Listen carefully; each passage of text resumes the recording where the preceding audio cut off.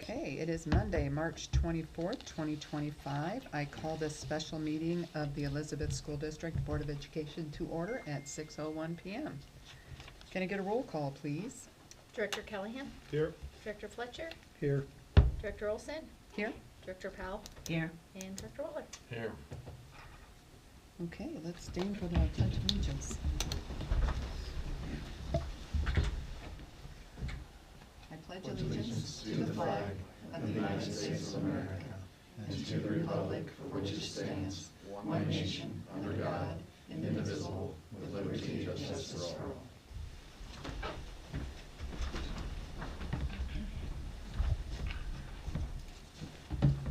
Okay, I move that the board approve an amended agenda for this meeting, special meeting March 24th. I move that we remove communication item 6.2. Second? Okay, any discussion? Okay, can I get a roll call? Director Callahan? Aye. Director Fletcher? Aye. Director Olson? Aye. Director Powell? Aye. And Director Waller? Aye. Okay, motion to approve the amended agenda. Our motion is approved. Next up, approval of minutes. I move that we approve the minutes from the board meeting on March 10th, 2025 as presented. Second. Any discussion on that? Okay, can I get a roll call? Director Callahan? Aye. Director Fletcher? Aye. Director Olson? Aye. Director Powell? Aye. And Director Waller? Aye. Okay, motion approved. Next up, we have communications, and we're excited to have Legacy Academy here. We've got the principal, Tony. He's going to present their mid-year data. Tony, would you like to introduce Merlin as well? Yes. Is your mic on? I pushed the button. Is Press it, on? hold it down. Hold it down. Hold it down. Numbers. There we go. You got numbers up front? There. 558 maybe? I just turned it off. Or Try no, I again. guess not all the same. 596. Yeah, but I Okay. think I stopped finding it. Well, there's that. Okay. Let's see, you have to know. I'm Tony Virgink. I'm the principal at Legacy Academy. I have with me tonight our executive director, Merlin Holmes. So I was asked to come show you our data as I guess you were reviewing the data with Kim for the rest of the district. So I was happy to come and show you where we're at. Is it on? I can't You see. use iReady for the district. We use NWEA MAP, which is what also a lot of schools use.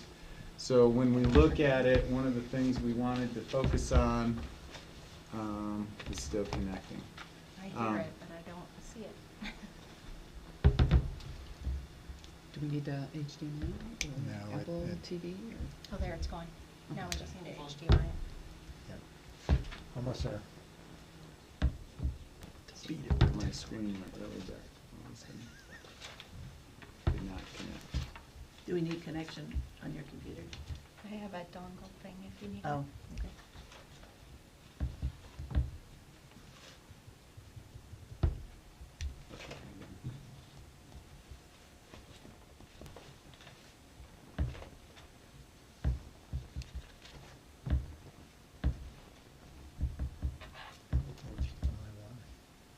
It's trying to connect. Okay. Yeah. There we Thinking go. about it. Does Yeah, HDMI it's 1 go swirling. without the It's cable? the admin ATV, right? Yeah. Yeah. That's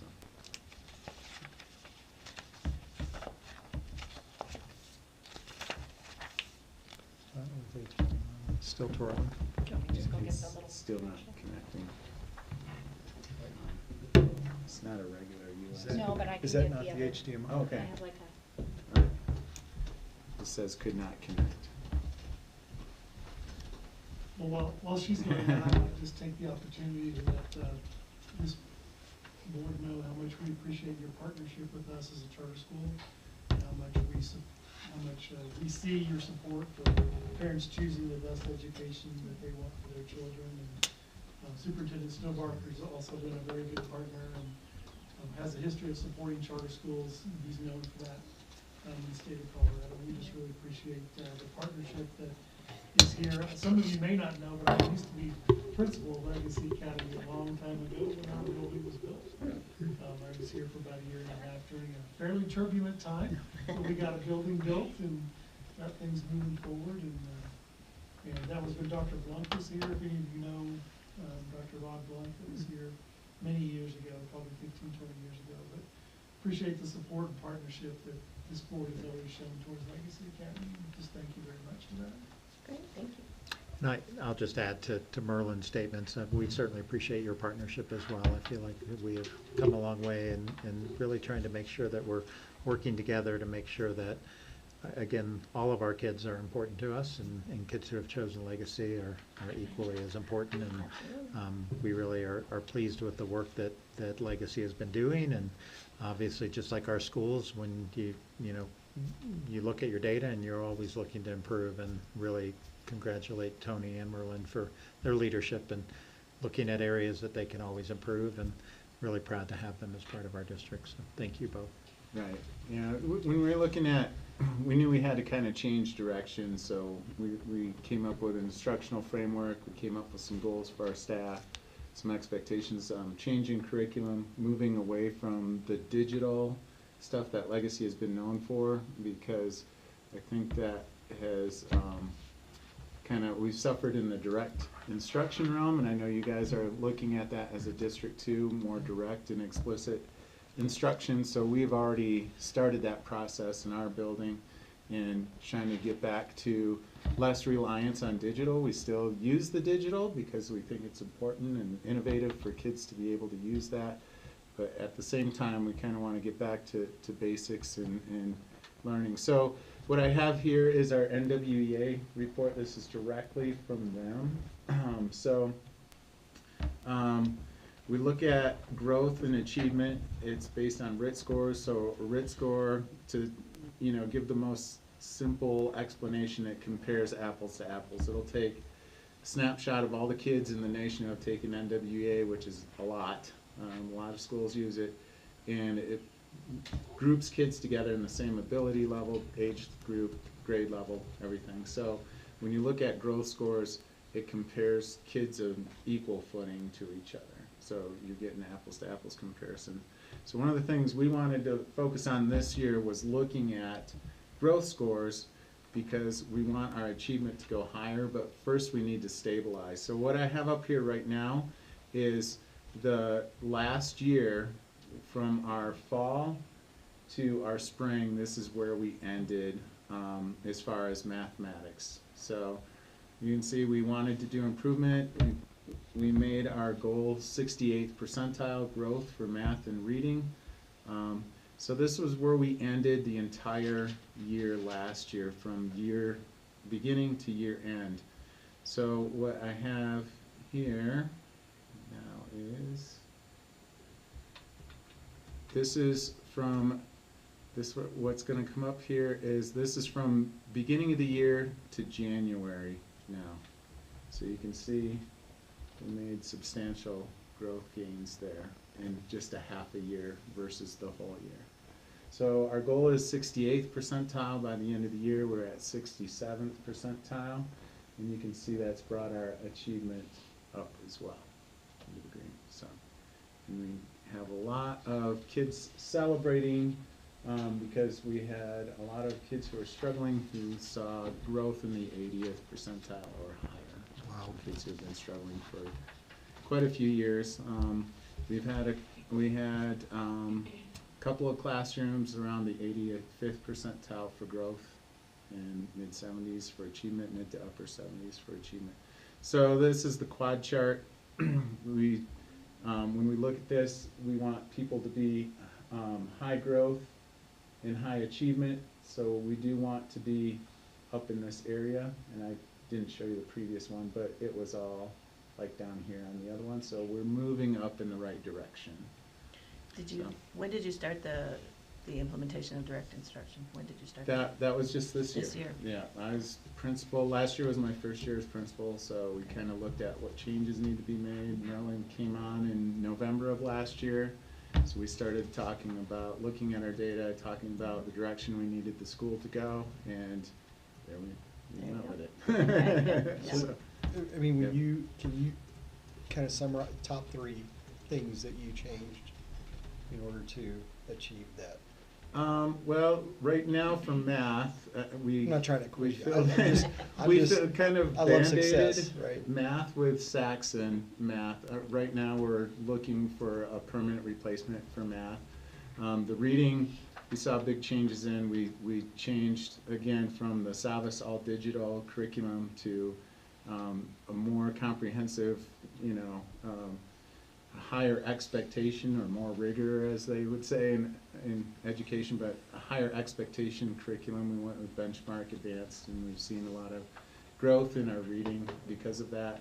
So, and in our instructional framework with our expectations and teacher planning and coming up with learning objectives and progress monitoring and checks for understanding and things like that. So, yeah, I think that was about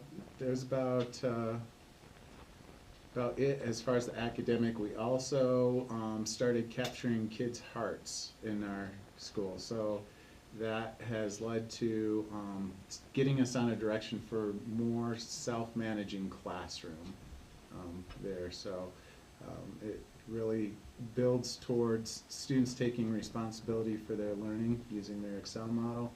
So we're coming up with classrooms that are more self-managed and less, teacher managed, and things becoming more organized in that realm as well.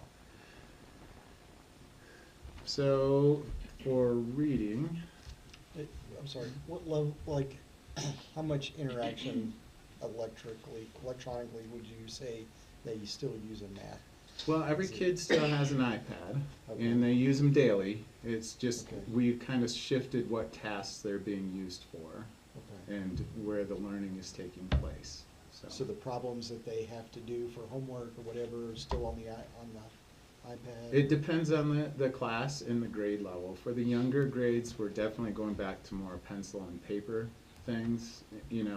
And again, since state testing is on electronic devices and they have to use their iPads and stuff, we don't want to scrub it completely. We want to make sure we're mixing it well. Yeah. I think the biggest component there that I was seeing was the lack of direct instruction and too much over-reliance on the digital stuff for the teaching. So, yeah, but we still believe it's really important that kids have those digital skills as well. We just need to establish the skills that they can transfer back and Yeah. forth, right? So, all right, so for reading, I'll take you to where we ended last year, just like before.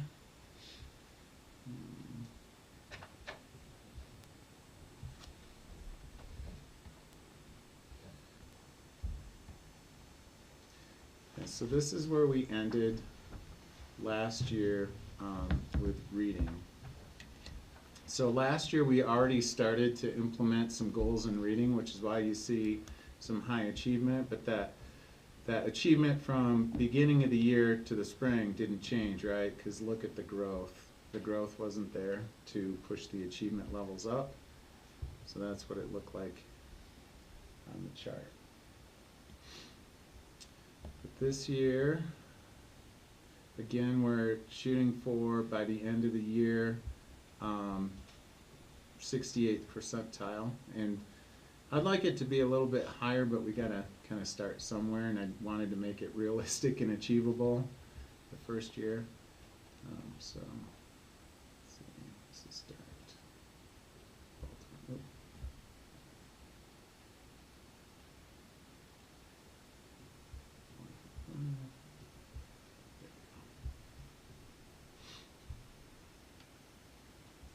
And so here's where we are at with reading right now. So again, that was, the previous one was beginning of the year to end of year last year. This is beginning of year to mid-year. So this, we still have our spring data to go. So we got the growth up, so now we can see our achievement starting to go up as well and grow. And so we got to try to get these grade levels here, these dots, up into here with everybody else. Well, at least you moved So- out of the third quadrant there. Yeah, yep. Well, yep, you want high growth and high achievement, so you want to move up this way. But again, reading is where we had the most growth, I think, of individuals. We met with each teacher, myself and the assistant principals, we met with every single teacher and we looked at every single student. We went through their map data, and when you look at each student, it has a little graph. It shows where the student's at, and it has a little narrative of things they can work on, and it even projects where they're going to go on CMAS. It kind of gives if they're going to meet expectations or not. And then we have,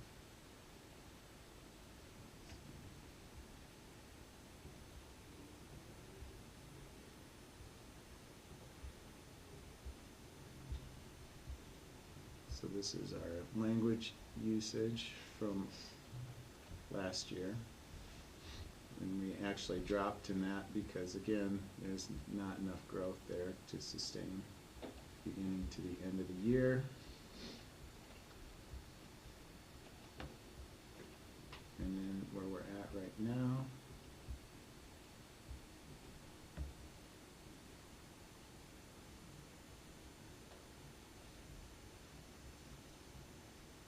So we've still got to boost this up a little bit, language usage, but we think that's going to come around because our reading scores are going up, and we're working a lot on vocabulary. We knew that was kind of a area we needed to work on school-wide, so. Have you seen any corollary between increased reading and better math? That was why we kind of started with some of the reading stuff last year. We didn't have a new reading curriculum, but we kind of made some changes with intervention and things last year. It's kind of like what we're doing with math this year. We kind of band-aided it a little bit because we were thinking, from what we were looking at in our data, some of the reading was holding kids back on like story problems or real life applications. They didn't understand what it might be asking them to do. So we had to increase vocabulary and reading comprehension to kind of hopefully turn that around. So that was one of our guesses anyway as to what was happening. So I think that with the data we're seeing now, that was some of the problem, is the reading comprehension wasn't there. And then we have science. And in science, we also know we kind of need to revamp. That's just not, we're not as far off on that as other things.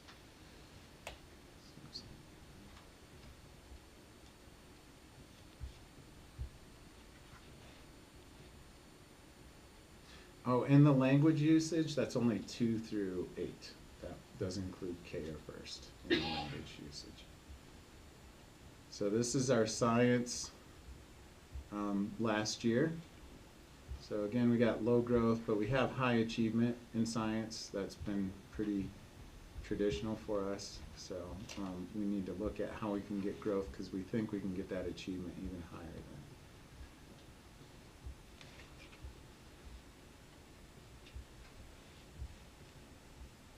And then here's where we were from the beginning of the year, this year to January. So again, our growth isn't high, so we expected to see the achievement level drop that it did. So, but we are going to start looking at how we do science. Science curriculum is a little trickier because it's not quite as all-encompassing to try to find something that meets all the needs of the students. So we've had discussions about what we want to do to address some of the science gaps and how we're going to get those fixed in the future here. But reading and math, we're trying to get those on track first. So but that's all I got. Any questions or? Thank you, Tony. Yeah, thank you. Appreciate you Thank coming you and for coming sharing. in. I appreciate So, it. It's great to have you. Thank Well, you. thanks for having me. Yep, thank you. I'm an electrical engineer, but I truly do not believe electronics are the way to teach math. You just gotta put pen to paper, and Yeah, it's the only way to get there. right. All right, thank you. Great, thank you, Thank you. appreciate it. Do I turn this off or leave it on? Go ahead and turn it off. Yeah, thank you, sir. Okay. Thanks very much. Enjoy the Thank rest of your you. meeting. Thank you. Thank you. So next up is board member reports. I'll kick it off. I don't have too much, but I did enjoy the presentation by Zach Rochelle today. I hope others did as well. And I got a chance to look at some of the feedback from our recent survey, and I do want to say thank you to the parents who participated in providing feedback. That's how we make decisions, and I know that it takes time, and it is appreciated. I don't have anything. We have a fact meeting tomorrow.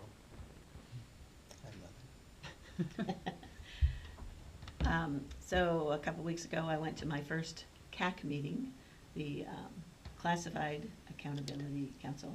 I have to always think about it really hard, what that means. But anyway, so I was very, first of all, I was very impressed, engaged, and on it, everybody was in that meeting. It was pretty astounding.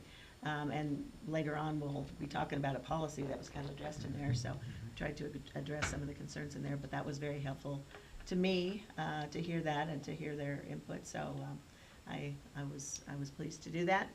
And then, just again, on behalf of Elizabeth Education Foundation, a couple things coming up.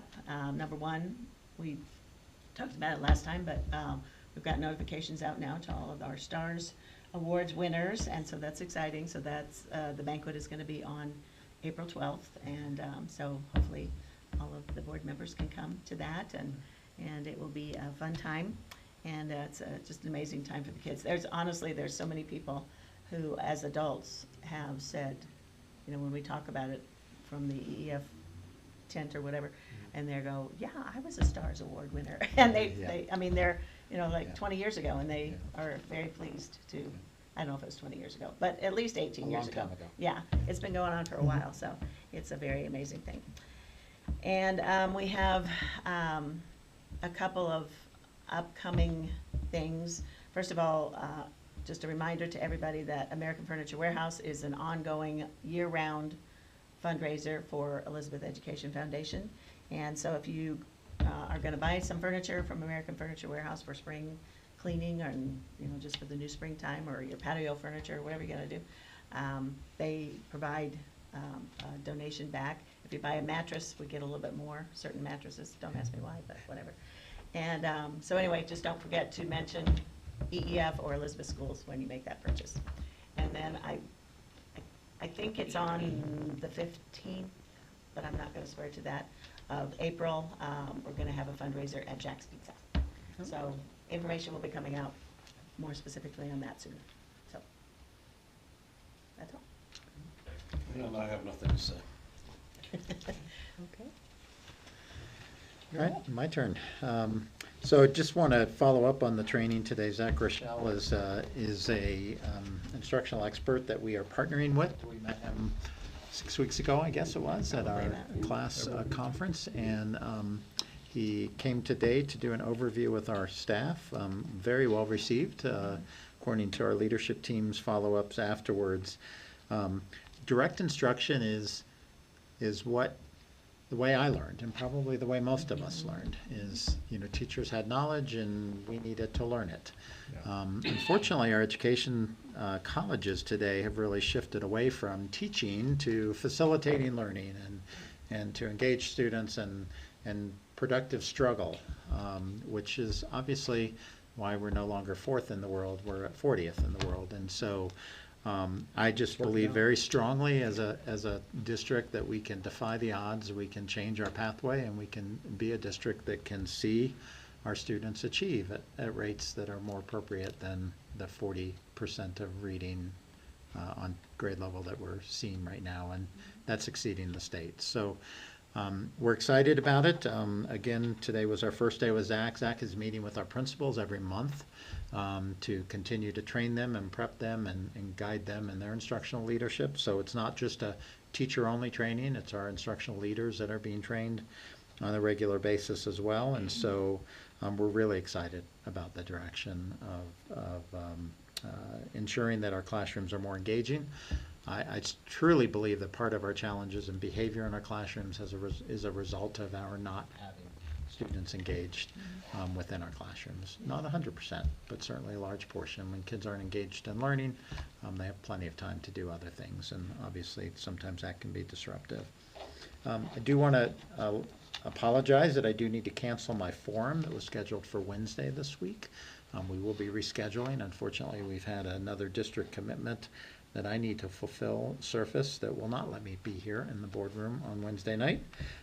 So again, I look forward to the opportunity to engage parents again in a forum, and we'll let you know as soon as I have that date. I do want to give people kind of a heads up on the state budget outlook. Colorado is experiencing another shortfall.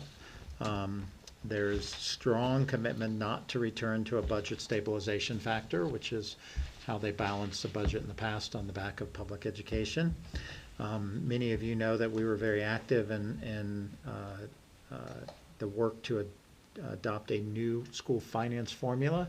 There are triggers within that formula that will prevent it from being implemented based upon where the state is financially. Right now, that is not being looked at. This year, the new finance formula brought about a new investment of about $500 million in education by the state of Colorado, and that was to be implemented over a 6-year period, with 18% of that being funded this year. That is unlikely to happen. Right now, they are hoping, certainly Speaker McCluskey is hoping, that they could do a 10% investment this year into the new formula, which would still be very good for us.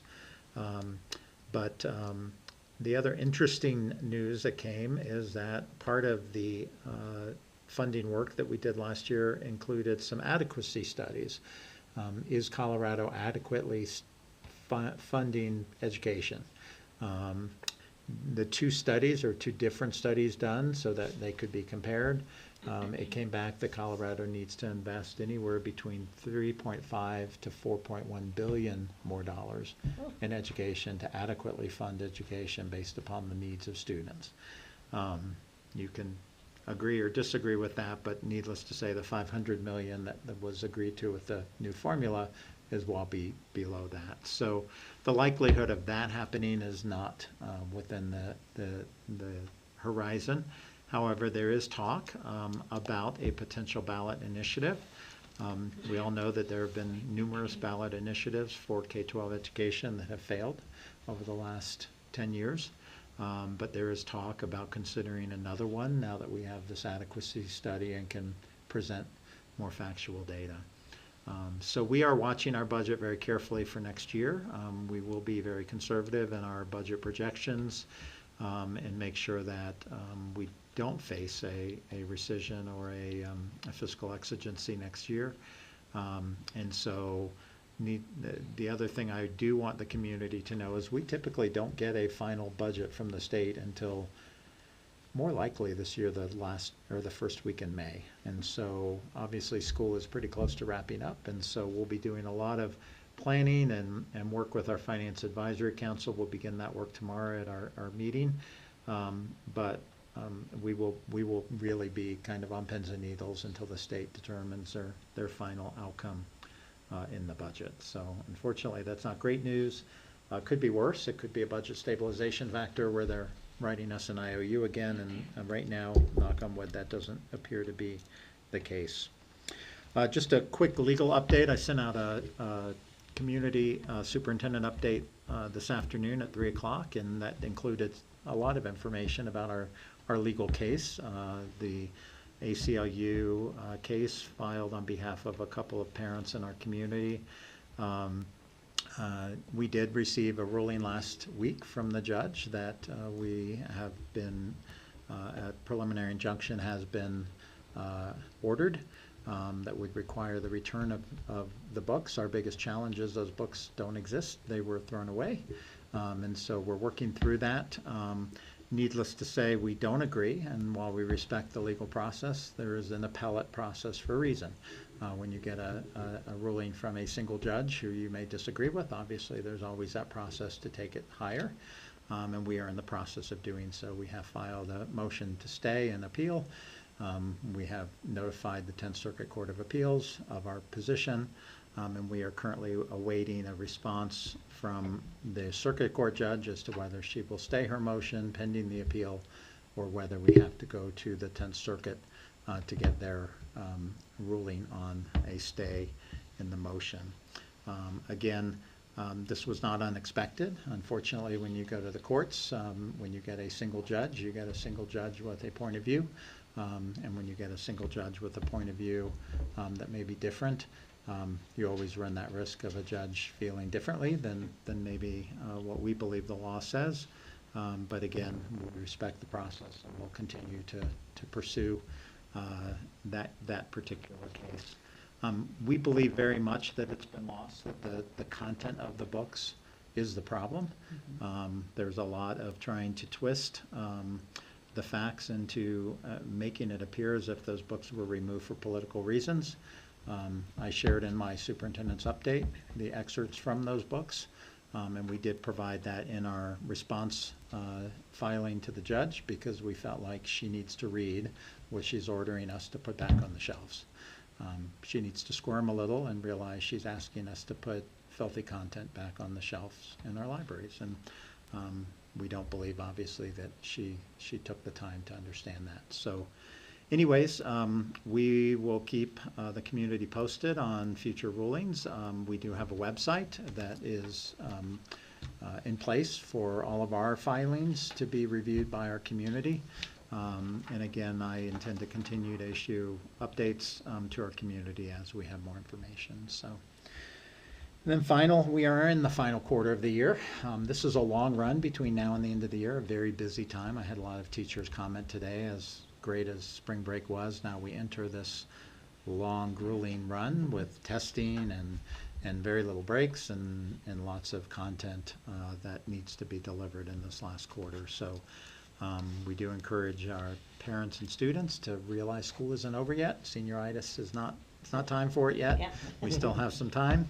And so again, we're really proud of our staff and excited at the energy that we saw in the room today at our professional development. So I think with that, I think that's all the updates I have.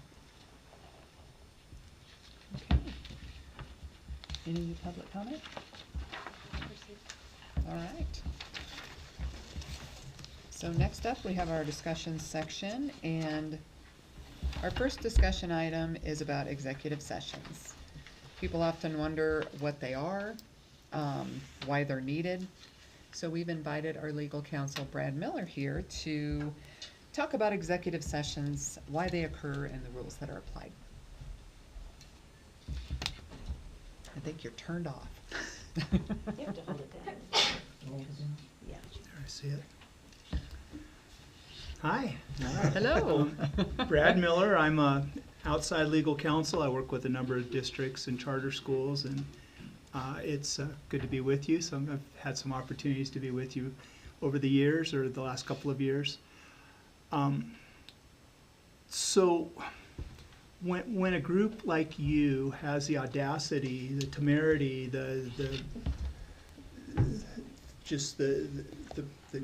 to be candid, to have the courage to take stands against what people that do my job kind of conceive of as the blob, sort of the standard bureaucracy and education that has really taken hold in Colorado, it's inevitable that you're going to face some form of resistance. It takes the course of challenges around the way that you interact as a board, because you're subject to this broad thing called the Open Meetings Law and then the Open Records Act. And so it's in a way timely, but it's the sort of thing that I feel that is really important to do on a pretty consistent basis, is to just take some reminders around what our constraints are so that we can be really effective in the work that we do. I'm undeniably proud to work with this group, and Jamie is amazing, just amazing, and Dan has been superb, particularly in the course of some recent litigation and so forth. But we're going to continue to see these sorts of things when we work in the public. And every district, every school district, and most local public bodies in Colorado have been sort of lawfared around this, to use a term, a colloquialism that, you know, speaks to the idea of using administrative rules and different things to just sort of slow down the process of change. And you guys are undeniably change agents, doing some good things that are just parent-oriented and traditional in a sense, and trying to reflect the values of your community. So with all that sort of predicate said, I did provide Jamie a little outline. If you don't have it available to you now, It's in their binder. okay, it's in your binders, and we're not going to go through it like a PowerPoint. I'm not going to sort of walk you through all the elements, but I thought it might be a handy document for you to utilize or as a reference sort of material in the future. And I'm cognizant of your time. I don't want to take too much of it. You can stop me or bring me back to some of the topics that are included here, but I'm just going to broadly swoop through what is an open and noticed meeting, what is your ability to interact with each other outside of this room look like, a little bit about email, and then mostly executive session, and then I'll pop into open records just briefly. Does that sound good, Director? Okay, Wilson. Okay, thanks.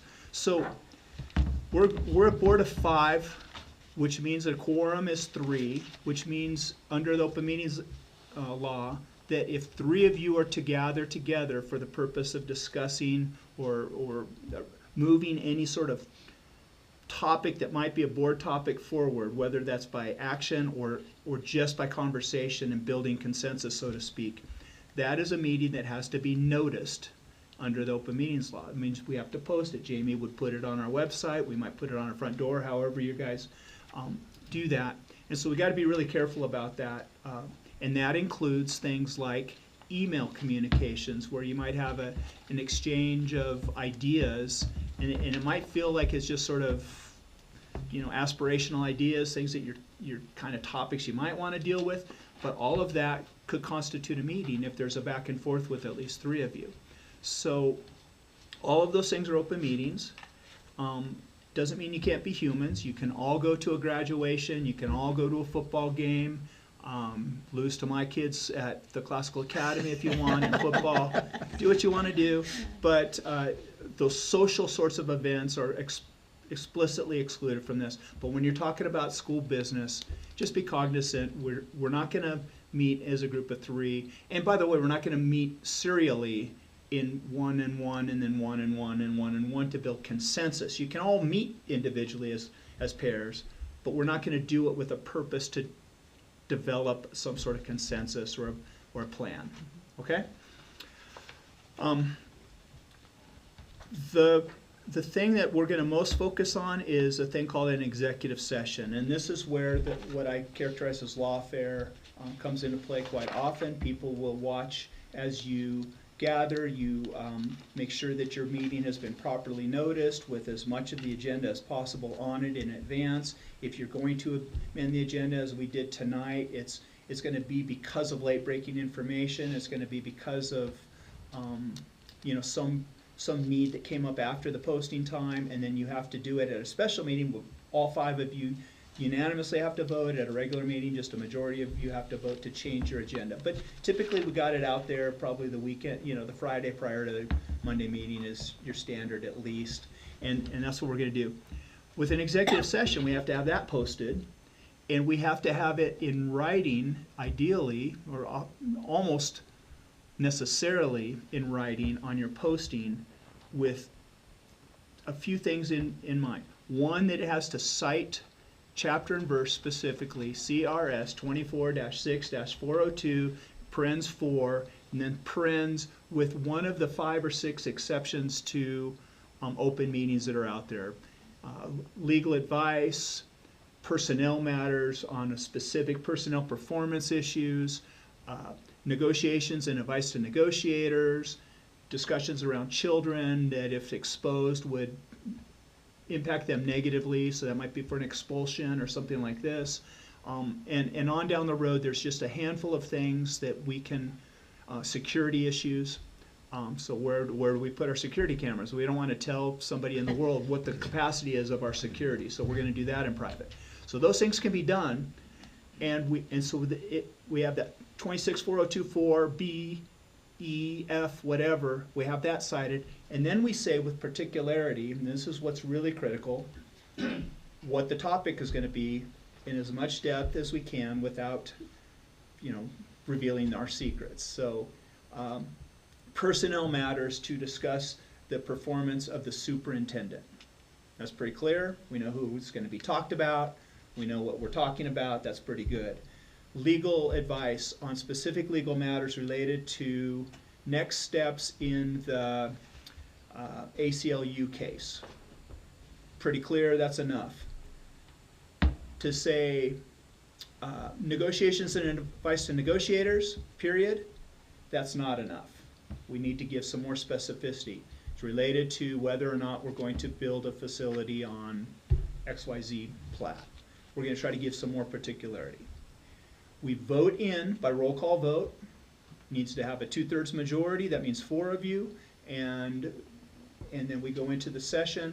That session's recorded, except if we're talking about a particular student, or if I'm there and I advise, or one of my peers is there and we advise that this is going to be legal advice and related legal dialogue, and then we turn the recorder off for that period of time. But then we'll turn it back on to have like Q&A and stuff at the end. Then we vote to come out of executive session. We've taken no action in executive session, and if there's any action to be considered, we might have within the session said, does somebody want to make a motion? David says, I never get to make motions. I want to do that. I'm going to make a motion. And he comes out and he says, based on what we talked about in executive session, I move to terminate Dan Snowberger, based on the performance that we discussed, and whatever the thing. But that's not been prepared. It's not been sort of pre-voted on. We're not just rubber stamping something we decided in there. We're going to actually come out and do that separate. So we don't know what the vote's going to be necessarily coming out. That's executive session. Questions about any of that? When was the last time, Brad, that they updated the categories? Has that been updated anytime recently, like the A, B, C, D, E, F, or have they been that way for a while?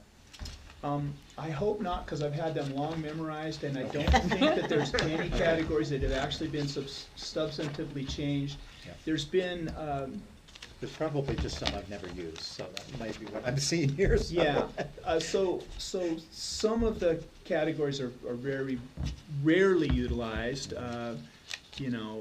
So for example, the matters to be kept confidential, that would be, it's even hard for me to come up with something as an example.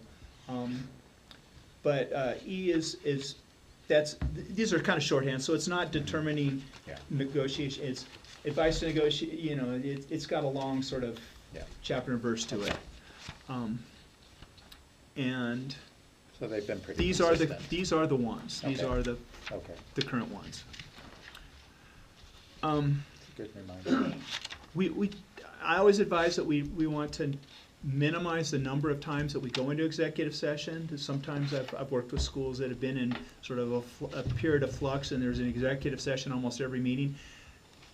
It may be very legal, it may be very right, but it builds an aura of non-transparency. It diminishes the trust your public has in what you're doing because they think you're being secretive, whether or not it's appropriate. And so we try to avoid doing it really often.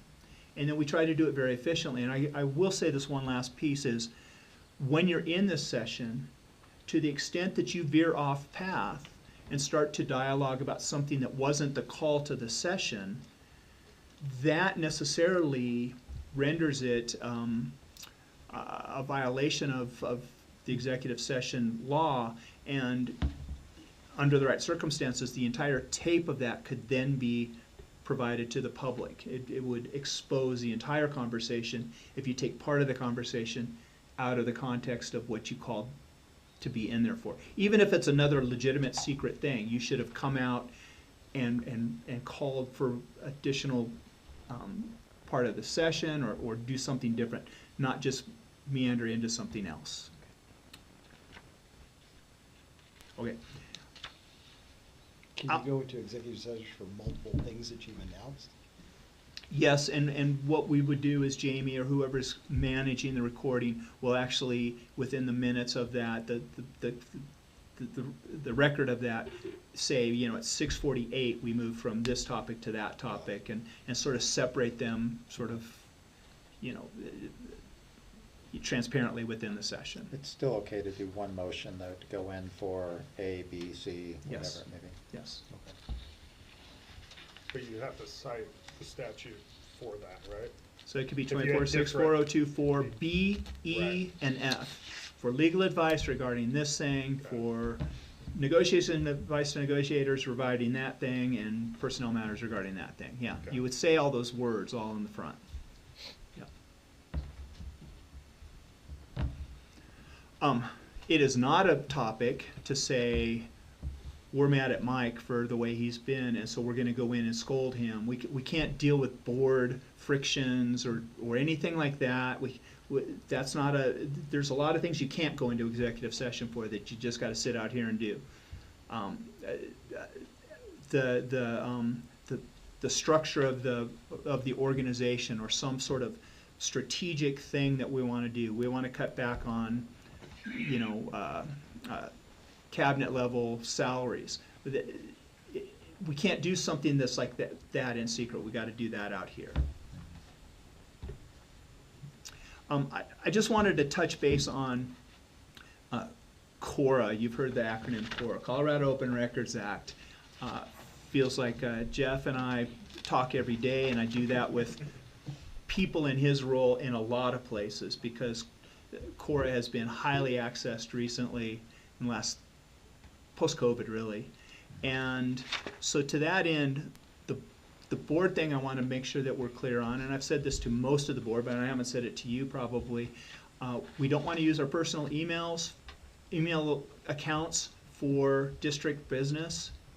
That can become a little bit of a fudgy area, because then it could open the door to what else is he doing with or she doing with that personal account, and could open some access through CORA into, places we don't want them to go. So we're going to try to use our district accounts, and just be aware that all email traffic amongst you, unless it is absolutely clearly privileged by virtue of being engagement with me around legal matters or being something about a particular student, it is CORA-able. It can be asked for, and most likely we're going to provide it, and it's going to show things that we hope would demonstrate your professionalism and your all of those sorts of things.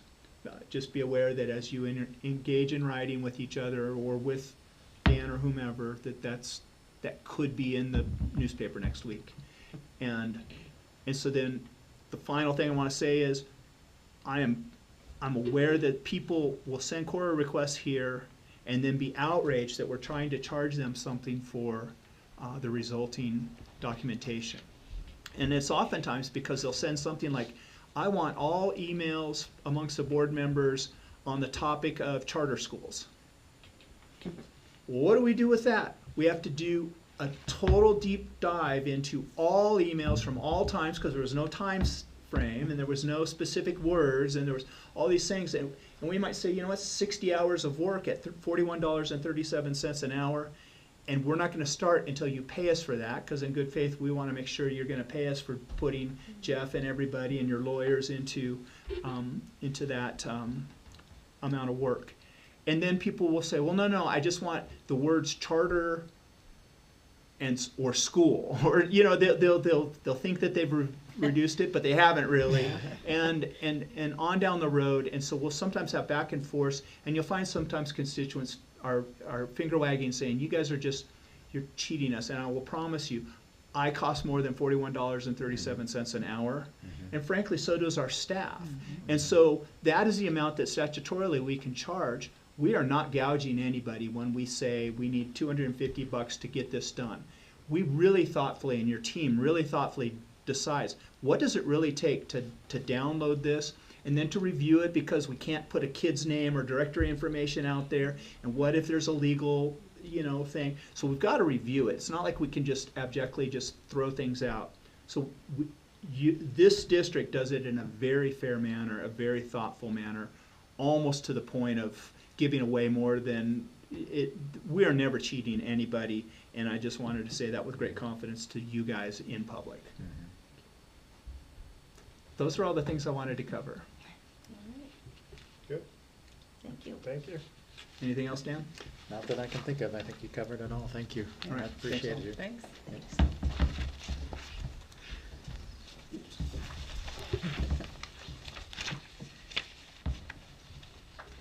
Okay, next up, we have our district CFO, Rebecca, to review our budget to actual since our adoption of the revised budget in January.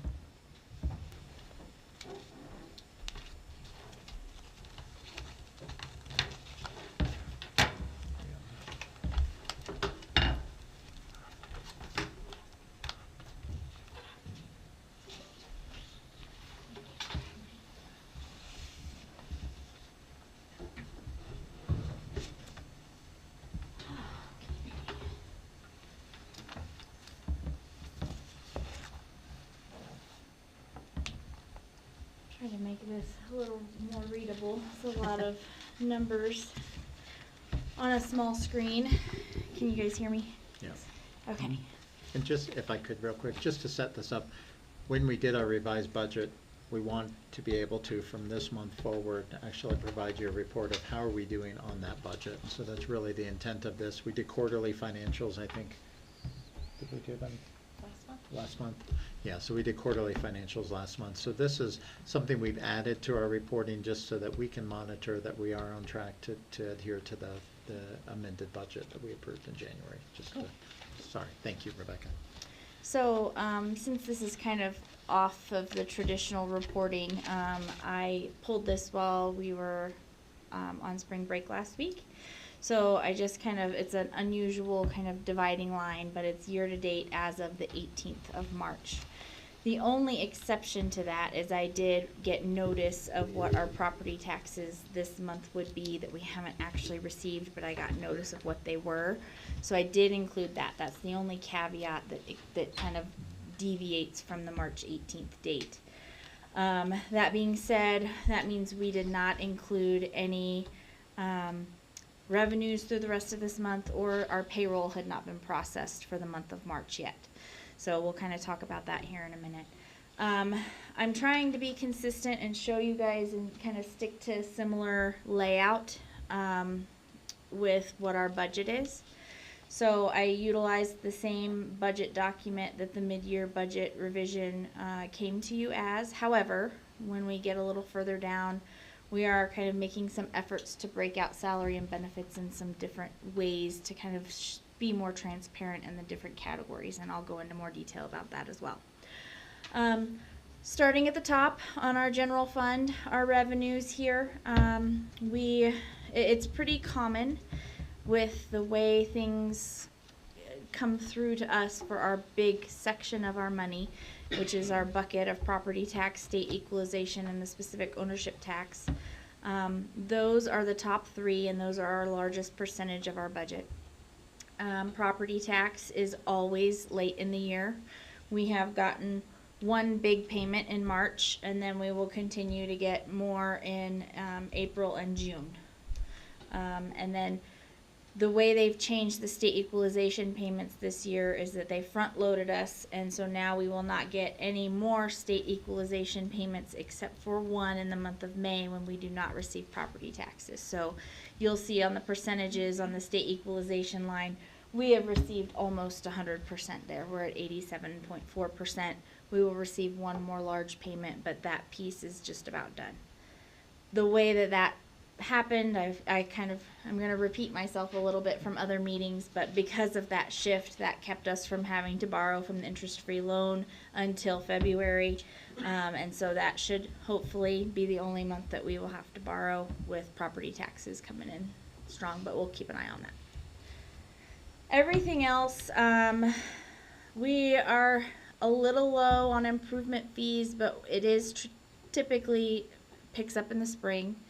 So I am hopeful that we will still recognize the $450,000, but we did drop that down from what we received last year.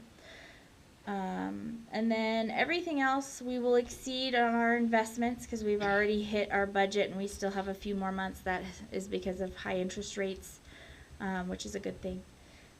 Everything else is kind of coming in line. Some of the grants, you'll see we've already received all of the funding for those, so they're at 100%.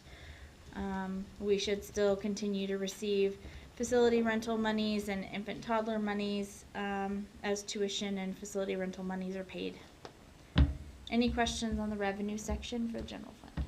When does the MLO generally, the bulk of it generally come in? That's usually paid along with property taxes, so that's also late in the year. Okay. Yeah.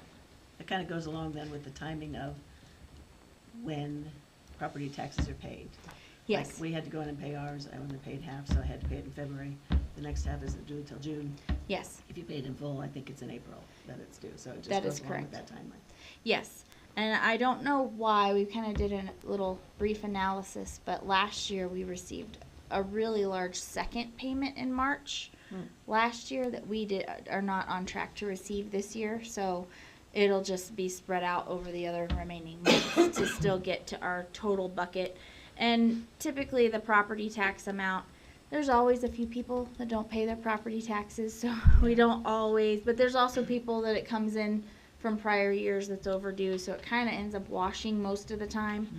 But that's what we're supposed to get from property tax. We may not quite realize all 100% of that, but it'll be pretty close. Okay, cool, thank you. Yep. Any other questions on the revenue? All right. I'm going to go down to the allocation section. This is where we pass, whoops, too far. This is where we pass through our funding to Legacy and AeroLab. We have two different kinds of arrangements with them, but they're both essentially charter schools. And so that's the funding that we've passed through to each of them. Legacy is always a little bit further behind as far as we don't pay them until the end of the month when we get our funding from the state typically. So this would not have included the March payment to Legacy yet for their per pupil revenue that we pass through to them. So we get, on the charter schools, we get the payment for the whole payment, and then we send them 95% of it, is that correct? So we actually send them more than, well, it's more complicated than that, but Figures. but I knew I had. Closer to yeah. 97, but actually it's even less than that in some cases. Huh, okay. yeah, we have a calculation where we estimate services that they purchase from us Oh, built yeah. into their monthly transfer. So Okay, if you would like more information on that, it's a pretty detailed spreadsheet. No, that's so. okay. But I guess I just assumed that they got paid directly, but they do not. They do not. It still comes through us. It does. Oh, that's interesting, I didn't know that. We count them as our students, and then so we get the PPR, and then Yeah. that piece is passed through to them. Okay, interesting. Yep. Okay, learned something new, thank you. And then we've got a little bit more going to our Fund 23, which is basically our athletics and activities fund. So we have $550,000 going there. Note that everything on these next 4 lines here, all the transfers I do at the end of the year, and that's very strategic because if for some reason we don't need the full 550, we can save money and put that to overall fund balance. So I kind of wait and see what we need and then do an adjustment and transfer at the end. If it ends up being more, then I come back to you guys with a supplemental budget in June. Fund 26 is that's like the pupil activity where we kind of have all the fundraised dollars. And there are some things that got charged in error to Fund 10 that we can reimburse out of Fund 26. So it's very interesting with all of these funds that are non-taxpayer money. We cannot transfer money to them, meaning a Fund 26, but they can transfer money to us. So we are kind of repurposing some things from that Fund 26 to help us with our overall budget. So that's why it's shown as a credit in here. And then that Fund 64, that was our old self-insurance fund that we had some accrued balances out there when we transferred last year. I thought we were done, but we had some accrued balances out there that we're able to finalize the rest of it. So We're working with our new auditors to figure out how to close the rest of that out, but that's the total amount that we can close out and pull back over. Any questions on allocations? All right, now to the meat of the salary and benefits. So I'm going to kind of talk a little bit about how we're breaking these out now and the reason why. So in the past, we kind of just had each of the schools, and then we lumped in everything as district salaries. And I think that gets a little confusing because a lot of people, when you look at that big number, they're like, oh man, they're district heavy, right? It's district heavy of leaders and not at the school. I think this shows a lot more detail because even though they may be at the district level, we can kind of talk about what some of these are in more detail because they really are student-based, or they're at multiple schools, so that's why they're at a district level. So obviously anybody at Running Creek, Singing Hills, EMS, or the high school are obviously in front of a student or the leadership of the school. Curriculum and instruction, that's going to be it's Kim Moore, essentially, along with some other staff in there, making sure that we've got everything we need as far as the curriculum ordered and the associated benefits. Special services, that's our occupational therapists, that's our social workers, that's all of the psychologists, all of those types of people that need to help with the students that may not be assigned to a specific school. Early learning, that's obviously our preschool and infant toddler employees. And then kind of that's when it starts getting into more of your traditional district level for the next few. And then safety and security, that is definitely going to be in your schools, but they are categorized under safety and security, even though they're protecting each school. Technology, they also have someone assigned to each school, so that's a little different there. Facilities is district-wide, but that has custodians at each school. Actually, that's not true. Custodians are not in there. They are included at the school level. And then transportation, that is definitely student interaction as well.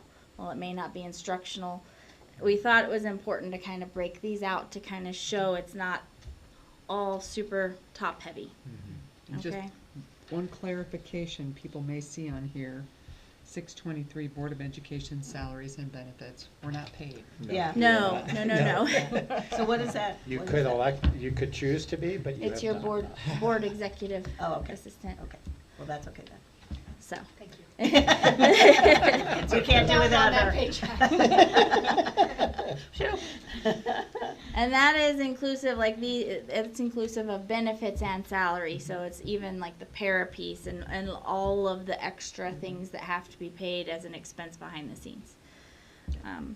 So, that being said, some of these categories should be around 67% if they are annualized. So some of the district level ones should be around 67% because we're salary that are paid July through June.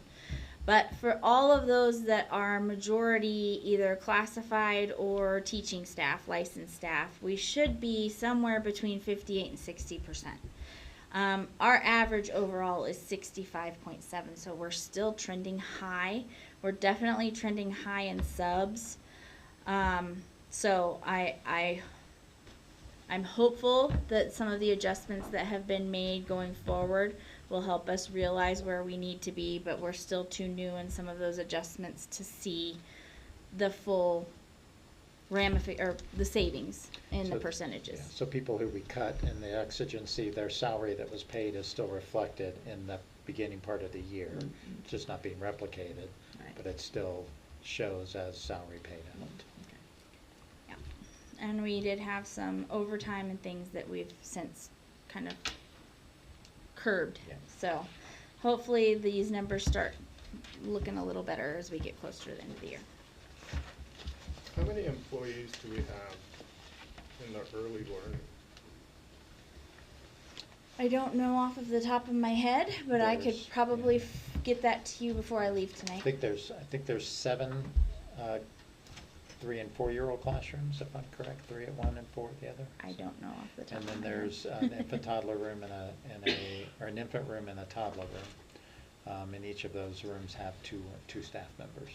And you'll also need to realize that we had kids club for half of the year that's also included into these numbers at one of our schools, so that inflates it a little bit. That has since become part of EPR. But we do have a partial year of salaries in one of the kids clubs included in the number. Thank you. Any questions about the salaries and benefits? This format is how we will be presenting to you our budget for next year. And I think, to your point, Mike, it might be helpful for us to indicate maybe the number of staff included, just so that you have kind of that overview of, here's the staff members that are included in that budget. So Yeah, that'd be I good. think that's a good question to. Do you want categories or just overall staff in each category? Because like at Running Creek, that's gonna be so many teachers, so Yeah. many paras. Like, do you want the classifications or do you just want a total in that category? I think we'll be able to do either, so whatever would work for you. We're More breaking- detail is better, I think. Yeah, we're breaking it down It's by the not position. that much harder to do. So we can certainly say you I'm have already this many doing it for grade the level table, so it's teachers, you fine. have this many paraprofessionals, you have this many lunchroom aides. Yeah, So we'll be able to give you as much detail as you'd like. yeah, I think that'd be good. Okay. So the fact that we're 6 to 7% high, we shouldn't worry about that.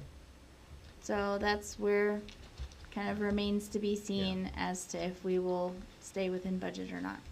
Yeah, so we've got the salaries of the people we cut that are still reflected in this number.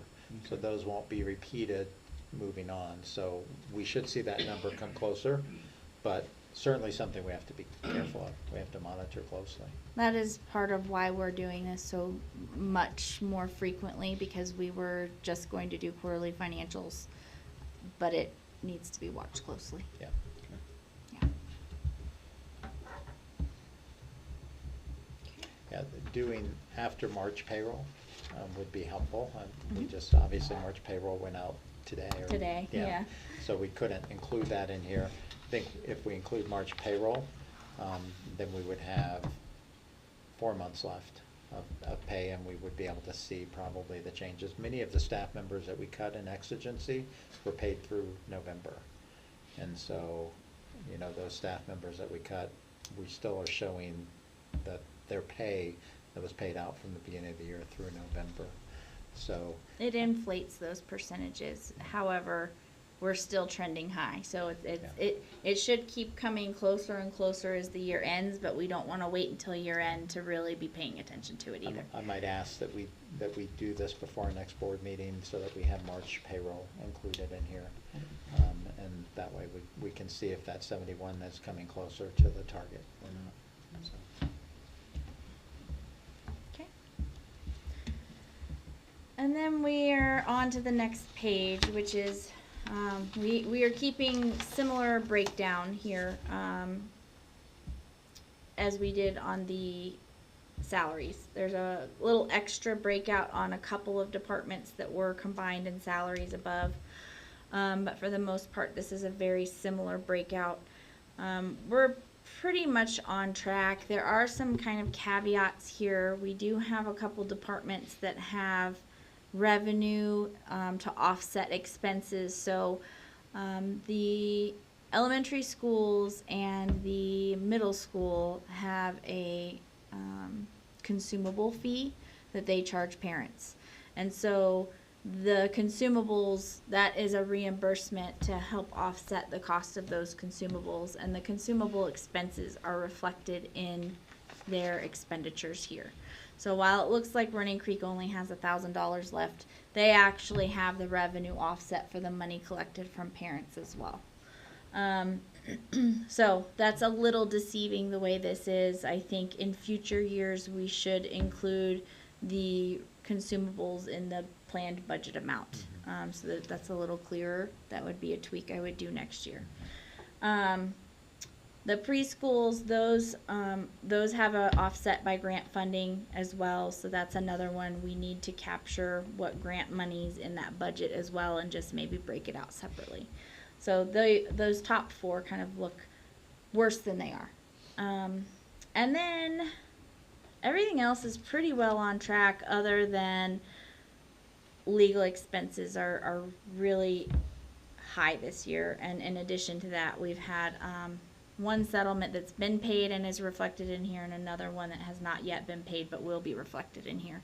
So that will definitely be above what we have budgeted, and we will need to do a supplemental budget, I'm sure, for whatever overages, unless we're able to have some offset. Just to be clear, that settlement was from the case that stemmed before this board or before myself, that we had to settle in July, so. Yeah. And that was a $70,000 payment that we had to make. But we are highest legal expenses, not even counting the ACLU lawsuit. We are still at our highest level of legal expenses that I have history of. So, unprecedented amount of legal expenses so far this year.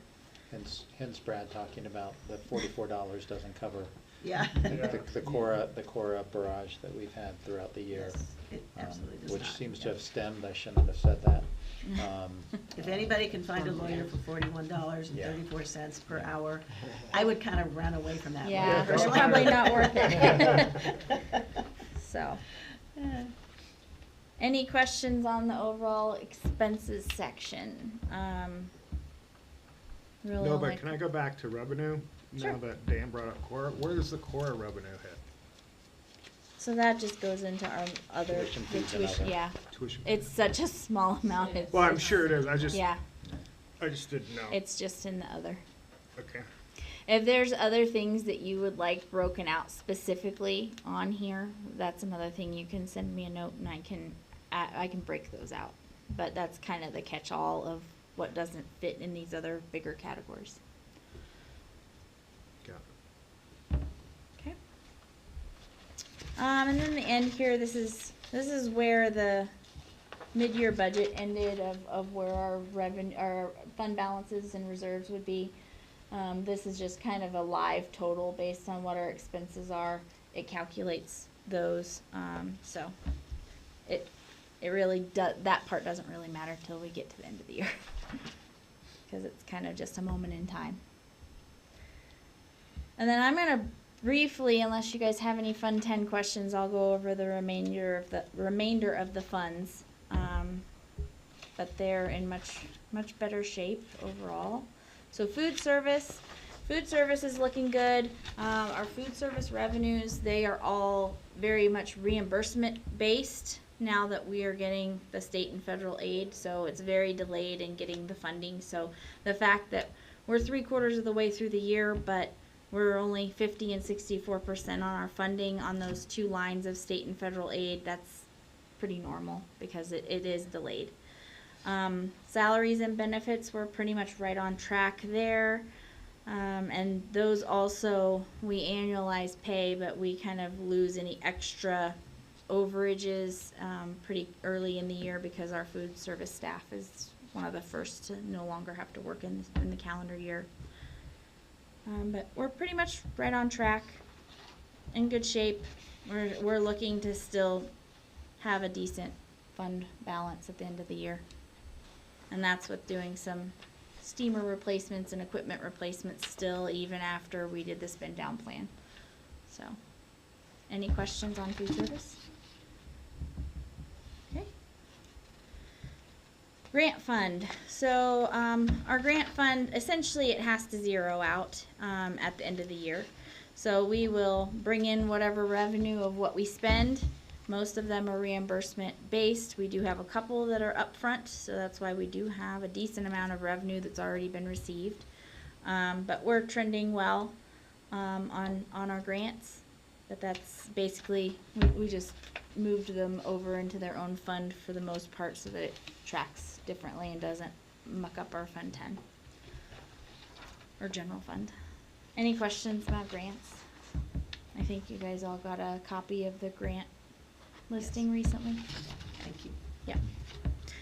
Pupil activities, so this is the one that I was talking about. This is athletics and activities. So this is the one that is funded from the general fund. So right now we're planning to send over 550,000, but that will remain to be seen based on the actual expenditures. We are trending a little lower on expenditures right now. I know that we have had all of our athletics directors and their athletic secretaries have really been trying to pinch pennies this year and utilize as much fundraising as they can. And so we're starting to turn that around. We've also put in some structured coach pay and limited the amount of coaches that they can have based on the number of students in the sport. And so we're starting to see kind of a little more reasonable number in our sports and activities fund here. We are going to kind of shift a few things going forward that might bump that back up again, but give you kind of more transparency in this fund because we currently do not charge for the use of transportation. So I think future years that this may look a little different. We really feel like we need to reflect the total cost. Right now, transportation costs cover all costs for sports and athletics, and so you look at that $1.6 million budget for transportation, that actually includes sports and activities, and my belief is we should be transparent about what does it cost to operate our athletics program, and that would include any time we need to send a bus and a driver to a location, what the cost of that is. Many districts do that, some don't. We're going to move to doing that next year just so we can be very transparent. Yeah. And I know this shows currently a very negative fund balance, but that's just because we haven't done the transfer. So we will basically make it whole for whatever it needs to be. Any questions on this fund? All right. And then this is our fundraising fund, non-taxpayer dollars. We did change at the mid-year to try to funnel some more spend down. So we, instead of my traditional $600,000 in revenue, $600,000 in expenditures, still carrying a $400,000 fund balance, we need to spend that down. So we are on track to spend it down some, but we've got to, I'm sure we will really kick into high gear with a lot of the end of the year activities when a lot of that is purchased out of this fund. So we'll keep an eye on So that. why wasn't that being spent down? I mean, this is money that the students pay, but. So we briefly talked about this, I think, at the quarterlies, because some of these are things that it's a club that was opened and then they didn't quite spend it all, and then the club doesn't exist anymore. It just hangs out there. We have some really old scholarship money that we spent all down except for a few $100s, and there's just not enough to give another full fund scholarship. So it's a lot of little things like that, but it's also your book club, book fairs. The money goes in there. It's your principal's discretionary. It's your run for funds. It's your different clubs, like your Lego clubs, the different boosters that we manage versus like an outside booster club. So it's all of those funds in one huge conglomerate. Okay. So they should, in theory, be spent the year that whoever's fundraising for it, and that's part of why we're encouraging them to spend those down. This year we did have some club sponsors that traditionally the district had paid out of general fund, yet they had a huge fund balance sitting here that was raised by their club.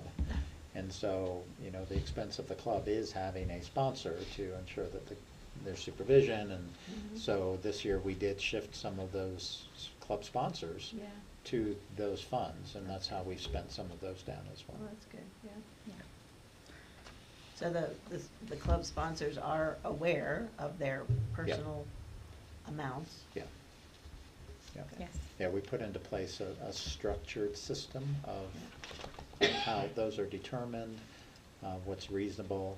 I think we've talked about earlier, prior to Rebecca and I being here, there were club stipends that were from here to here. Yeah. And the ones that were less were not always because they did less. Yeah. It's because they thought that's all they needed, and yet you had others that did less and had larger stipends, and it truly had been that feels like a. A good number. And so we put into place this year a system of what's a reasonable club stipend based upon the time commitment, and so now it's consistent. That's good, okay. What is band? Is that? So it depends on if you're talking about the class or if you're talking about the activity itself. So there are monies brought in. If it's the class fee, that comes into Fund 10 under our class fee revenue, our course fee revenue. If it is for the additional things that they need for marching band, then that falls under the Fund 23, which is the one above, which is athletics and activities. And then they also have fundraising in the one we're talking about now. So they're kind of in 3 different buckets depending on which piece you're talking about.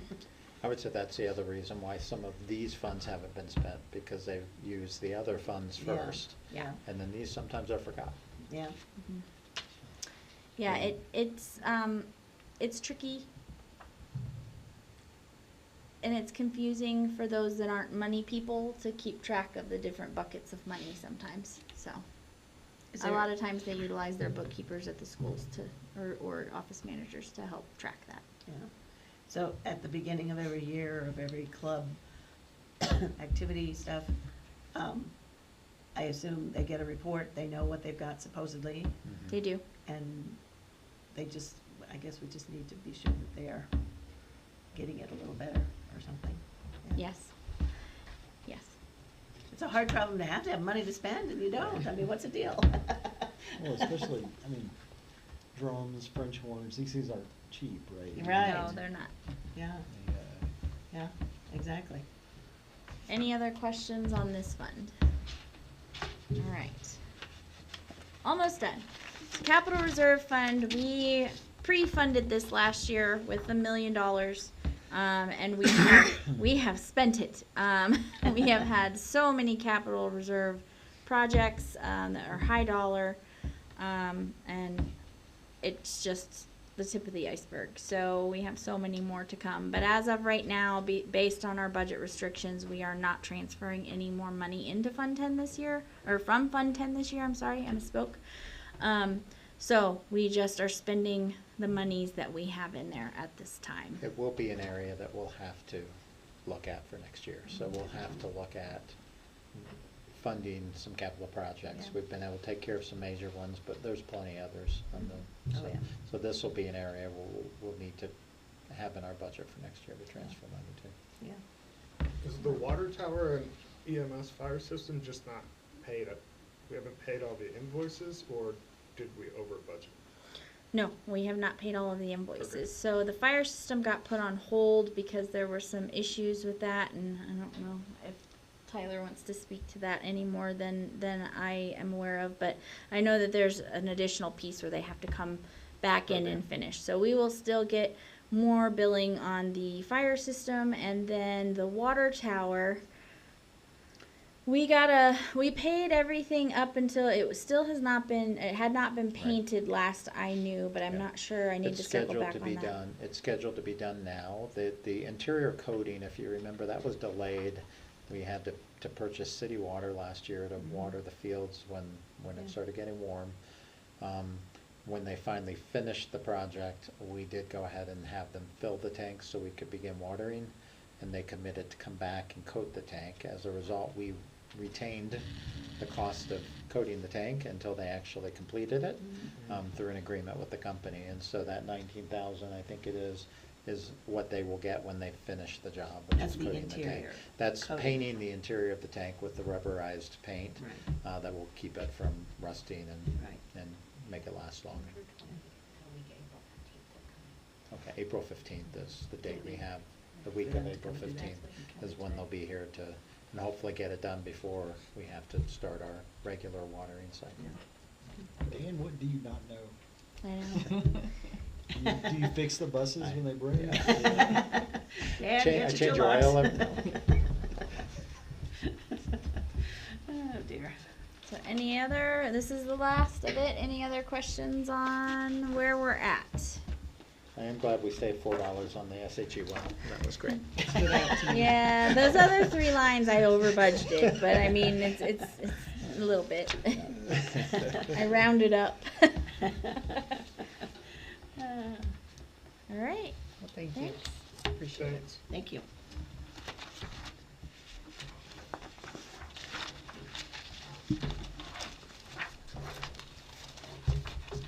All right. Next up, there is a draft of our board schedule for next year, the 25-26 schedule. Did include some notes on that that I'll remove Oh, when we okay. finalize it, but it kinda let you know that why I did what I did when I created it. Okay. I glanced at it at home, I don't see it here, but that's, They're just next to the Mondays, so you knew why it wasn't the first or the Yeah. second or the fourth. You know, we've had questions in the Mhm. past. Yep. we seem to You know, be I wouldn't be national adverse to those notes championship. staying in. If there was what? Those notes staying in. I know you were saying about taking them out, but, I mean, because this is public, Yeah. right? It makes, And it helps people understand why it's not the Yeah, second and fourth. because when it is a Yeah. little off schedule, That's up it to helps you. them understand. The webpage does say typically the Second and second and fourth. fourth, Yeah, Mhm. but it But- does, I mean, if we don't have school that day, we're not gonna have Yeah. a board meeting, so it Mhm. does. but I've heard, you know, general comments about, well, I'm really confused. It seems like it's, you know, not the same schedule. It's like, well, you know, So you What wanna can I keep say? the notes in there as I explanation? think so. I think it's good. It's I'm fine good with for that. us to remember, and it's good for people to know. I'll just try to make that look better, if we're just. I mean, you're going to add obviously notes. trying to screw them by having it on a different. Exactly, you know, it was all, we were just joking, it was, and we're just trying to keep it all, you know, we got a Just try to special keep 'em secret guessing, meeting. Nope, nope, nope. And this is just discussion. Yep. Yeah. If anyone sees anything that they want us to consider changing, this will be brought back to you for formal approval. But we wanted to at least give you the draft of what it looks like. We do not have a July board meeting. We have the last 2 years scheduled one, which has been more of a retreat. Yeah. So we haven't put that date on here, but that's typically one we'll ask availability in July, recognizing that sometimes people are on vacation, so. All right. Anything else on that? Okay. All right, so now we're moving on to action items. So first up, we've got the second reading of replacement policy GH, sick leave bank. So this policy is basically being revised to combine all sick leave policies into one. It has been approved by, or it has been reviewed by both TAC and CAC. Both agree with it, and there was some discussion. Maternity leave and paternity leave was not in the classified sick leave bank, it was in the licensed bank, and ultimately CAC felt like it would be inappropriate to try to separate that out, and they certainly saw some value in leaving it in, so. So right now, this will be a common policy across all classifications of employees. We still maintain 2 leave banks, one for classified, one for licensed. Administrators may fall in one or the other, but at least the rules for when you contribute, how you join, when you can join, are all consistent now, so we can promote that regardless of who we're hiring. We don't have to remember, oh, you're classified, you have to get this one. It'll be the same. So we're very comfortable that this is the right policy for you to adopt. So has CAC seen this? Yes. Including the couple of additional things I did haven't seen from the the meeting? Okay. We Because talked there's about on the section E, final. subparagraph 4, so and this won't then be final. in J, a couple of additional things. Cause you had said Yeah. CAC would Yeah. come, or Adam would come. Yeah, we did Sorry. talk about, thank you, Mary. Mary was our CAC representative. We did talk about Adam coming to explain the rationale, even though I think Oh, yeah. CAC was leaning towards, so I think we're looking for a second reading, not a second and final tonight. Yeah, I think so. So this won't be a final tonight. Because I think they should look at Yeah, it. yeah. And, because I guess this number 4 that I kind of suggested to add in on section E was because of a question that I asked, and really the response was, it's not come up, so I don't know how it would deal with that. But that is, the way it's written, Yeah. a pregnancy-related sickness or illness Mhm. gets X, but then a pregnancy Is- leave that's not related to illness Right, is an just a additional natural thing, and child. it could be Yeah. technically 2 requests, so I asked Mhm. about that. So I thought that would Yes, clarify it, and yeah, then, Thank you. Mr. Rogerson had talked about that he would monitor Mhm. all the balances and stuff and report to everybody, so that's kind of why I Yeah. put that in there, so, I You think, may want I think that'd be to good see for it Adam more to come and Yeah. talk to Yeah, CAC so and- we'll, so TAC and CAC will meet before our next meeting, so we'll bring it back to you for third and final. That's So good. this is just second reading Yeah. tonight. Thank you for reminding me. Okay. I move that the board approve the second reading of replacement policy GBGH sick leave bank. I'll second that. Okay, so, discussion. One question I had that was a little confusing to me, and maybe it's when I was reading it, but it says when the bank is between 500 and 749 days, my question is, does everybody have to donate a discretionary day except those with seniority, who can then donate sick days? So 0 to 49, 499, all members donate 1 day, until the balance rises above 500. 500 to 749, the donation schedule, members with 4 or more years seniority may donate 1 day from their accumulated personal sick leave. And I think the rationale was that somebody who's been here that long probably has more sick days to donate, Okay, so. but they don't donate, A discretionary. They donate from their sick leave. So we Yeah. have discretionary leave, which Yeah. is issued to employees Mhm. every year. Whatever's carried forward is then called sick leave. So they would donate from their sick leave bank, not Mhm. their discretionary leave. So it wouldn't Okay. impact their leave this year. It would be leave that they've saved up over time that they would then contribute to help boost that balance Okay. up higher. Because they could have a lot more days than someone who's just been here a year and Yeah. doesn't have anything in sick leave bank. yeah. And that's just what was confusing to me, was I didn't quite understand the donation overall. Yeah, okay. So that's a good distinction, because I didn't realize that. So discretionary leave is your current sick leave, Right, basically. it's what you're given And if you have any each year. rollover, it's Yeah, a it sick becomes leave, sick leave. personal sick leave. Yeah, and sick leave has restrictions on how you may use it. Okay. So it's not, you can't take a cruise and use your sick leave.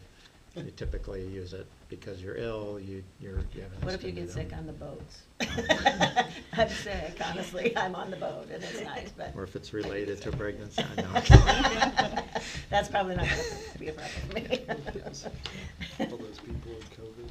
Yeah. They got stuck on the boat? Yeah. Oh dear. All right, any further discussion? Okay, can I get a roll call? Director Callahan, Aye. Director Fletcher, Aye. Director Olson, Aye. Director Powell, Aye, Director Waller. Aye. Okay, motion approved. so that's the third, This is a second reading, we'll bring it back for third and final. third and final. So my question is, do you want to repeal Yeah. that if we're not? I think you'll want to skip 9.2. Yeah, I was so gonna you'll wanna say, should table I, 9.2. yeah, so just, Yeah, do you wanna just table it, move to table it? I think we move to table it. Yeah. Okay. I move that the board repeal, or, Table. I move that the board table the repeal of policy GDCA classified sick bank. Too many acronyms. Second. All right, any further discussion on that one? This one, we just don't wanna have the other one go away until this. new Yeah, one's until we in place, finalize so, the other one. yeah.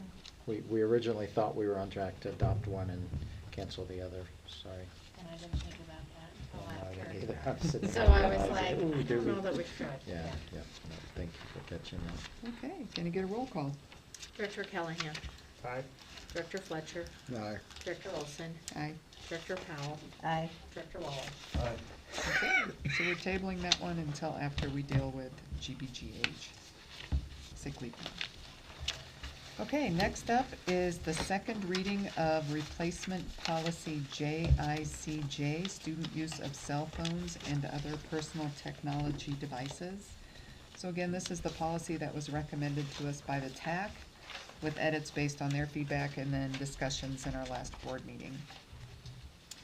So, Before we go into discussion, I move that the board approve the second reading of replacement policy JICJ, student use of cell phones and other personal technology devices. Second? Okay, now let's go into discussion. First up, again, I would like to thank the parents who gave their feedback. It really helped, and there was several things I pulled out of the feedback when I read the comments. So I did sense some confusion regarding the policy. Like some of them kind of implied that, you know, the student would not be able to have the phone in their possession, which isn't the purpose of the policy. The purpose of the policy is you can have your phone in your possession. It's just in your backpack and not in use. And again, there were questions about implications if they repeatedly violate the rules, and at that point, then consequences would have to be enforced. The feedback was really interesting. It was very enlightening. The majority agreed with the policy, the need to get rid of distractions in the classrooms. The majority agreed with not using cell phones during passing periods. However, many still desired that their child be able to use the cell phone over lunch. One thing I noted after I started getting some feedback was we didn't specify schools. Yeah. So, you know, Specify what? school. What So it was an levels are we overall, talking about so here? I can't pull, this was middle school, this was high school, this was elementary school, I can't Yeah, decipher some- that. Yeah, some parents would have children at multiple schools, Yeah. but only answer at Mhm. once, so. Yeah. Yeah. Most agree there should be consequences when the students do not follow the rules, and,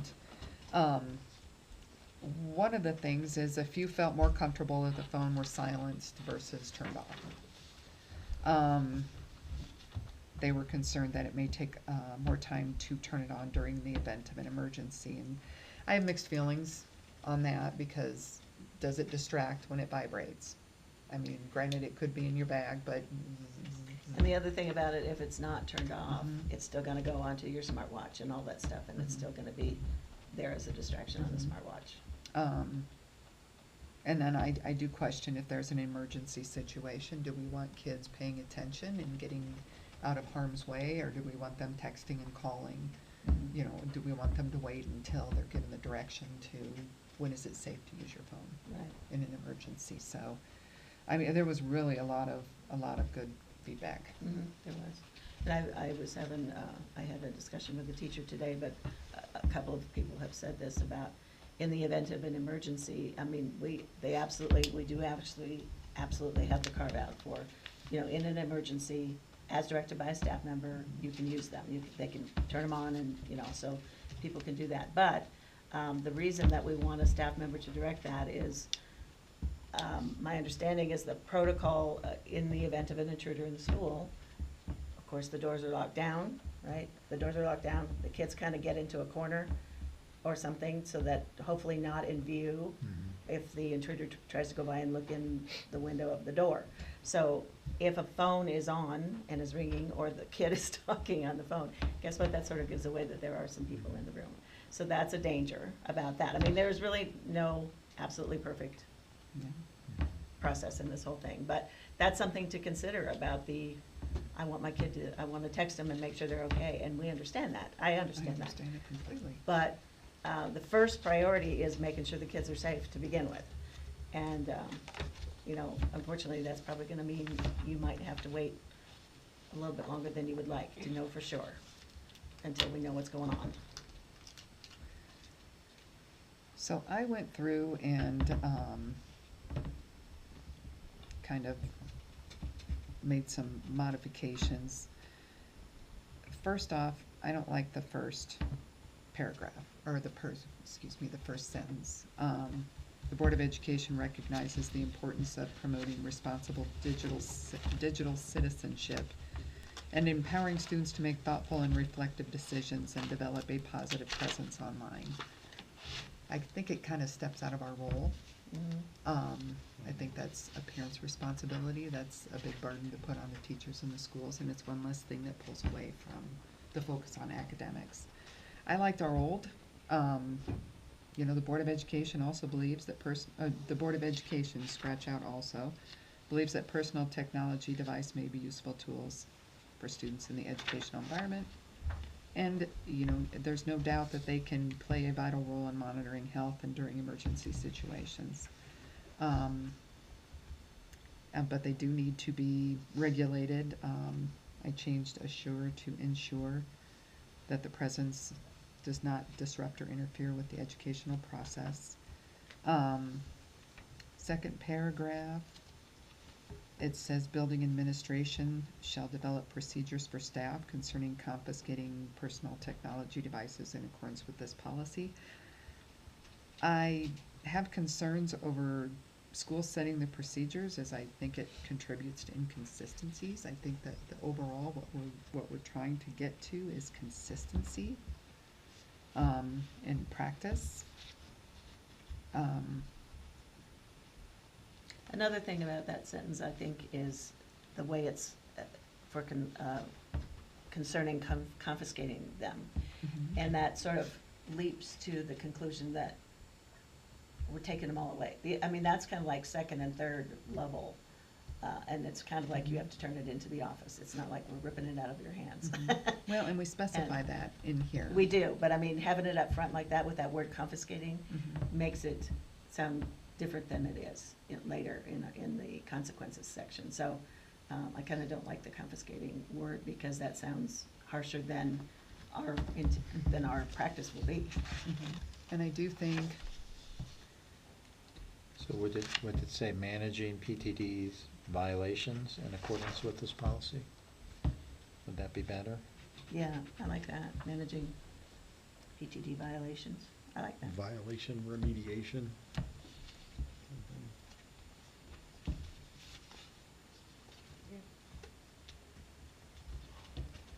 And then, again, to your point, Rhonda, I think it might, honestly, the policy kind of dictates how it's gonna be. Now, I guess the thing is, when they're turned in the case of a violation, I guess, who's gonna decide how they are put away? and I would like, because I know there's concerns over phones getting stolen, phones getting damaged. A cell phone locker was brought up before, and I like the idea of if it's a repeated violation, and like first time you have your warning, the second time, if it has to be confiscated, I don't want us to have to put our hands on it. I would like, they have to go turn it in, they put it in the locker, it's locked, and then at the end of the day, they come and uncheck it. I don't even mind if the locker is under a camera. And that way, we can look and say, no one touched that phone, you can see it being put in, you can see it being taken out. That kind of puts a little bit of the burden on the child too, or the student, should I say. They walk away with the key, right? Mhm. But isn't the third level that the parent has to come in with the kid to get it? Yeah, So and they can take it out together. does there need to be a couple of different levels of locking and securing? Like, if the first time they have to turn it into the office, the kid can go get it themselves at the end of the day with their own But I code want or parent whatever. notification on that. Pardon me? I want parent notification on that one. Yeah, We're jumping ahead, but. Yeah, Yeah. I think that's a good idea. But then, do we want any kind of administrative level of kind of a double code, so to speak, that the administrator? I'm sure there would be a master code or some way Yeah. that you could override it. Override, but I mean also I'm not just sure if to- it's electronic or if it's Yeah. padlock, Yeah. whatever. Didn't With the somebody master buy key. a locker or something, and we were talking about Yeah. somebody was gonna move Mhm. it potentially into the Mhm. office, Yeah. and maybe that would be the way to do it. Mhm. But, Yeah. yeah, so kind of not necessarily building administration, but is that what you're saying? You don't want I don't want the individual building teachers to, I don't want administration? one teacher to say, right when they come in the room, you're throwing it in a basket. No. No. This says you can keep it on your, Oh, you can yeah. keep it in your Yeah, backpack. but this, Or if, they catch a kid, it's, they take away their phone and stick it in a drawer. yeah, Um, no, we want, the policy itself should dictate how this is going to Yeah. happen, and then, in the case of violations, so that in the office, there is a policy that covers Yeah. how they're handled. And this would kind of be it. I mean, Yeah. what are your thoughts? Is that reasonable? Does that put too much, would that cause more distraction than? I don't know, I'd love to get tax feedback. I mean, Yeah. We'll meet with TAC next week, Mhm. so it might be good to get them to weigh in on that. Well, and it's important to know what, what's manageable and what's not. Yeah, no, agreed. I think they want consistency, and if that Mhm. was what they had shared with Yeah. us, is they really want. Mhm. They don't want the ability of you can do this and I'll do that, because that's exactly where we are right now, Mhm. which has led to the confusion.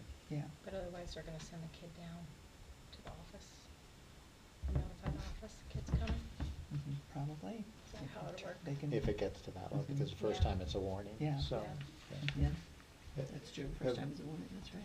Yeah. Over at the middle school where they kind of semi-implemented a policy, have there been a lot of repeated violations? Not a lot, it's a handful, and typically those are handled by calling the parent. And more often than not, the parent has come to pick up the phone themselves, so. In some cases, because the parent couldn't, it's been returned to the student at the end of the day, so. But that's been worked out with the parent. Now, one thing that we had in our policy, we had pre-K through 12. So I think that the high schools, we need to graduate into a little bit more freedom.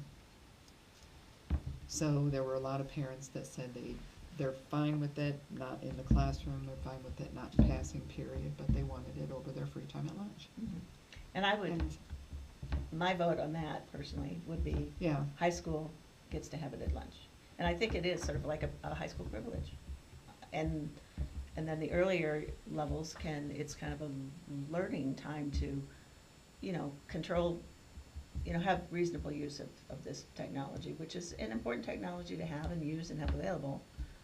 But it's not gonna, and as soon as the last bell is done, they can turn it on, they can find out if they have a message to do something different about getting home or whatever. And my personal vote would be okay in the high school to have it on at lunch, but definitely no on the passing periods anywhere. That would be my vote on that. Yeah, I'm not willing to die on the hill on lunch, yeah. so if they want to have them during lunch, that's fine. For all or for just high school, or what are you thinking? I wouldn't be willing to die on the hill for any of them, but for lunch across the board, but I mean, if we want to restrict it, Yeah, I can go either way. yeah.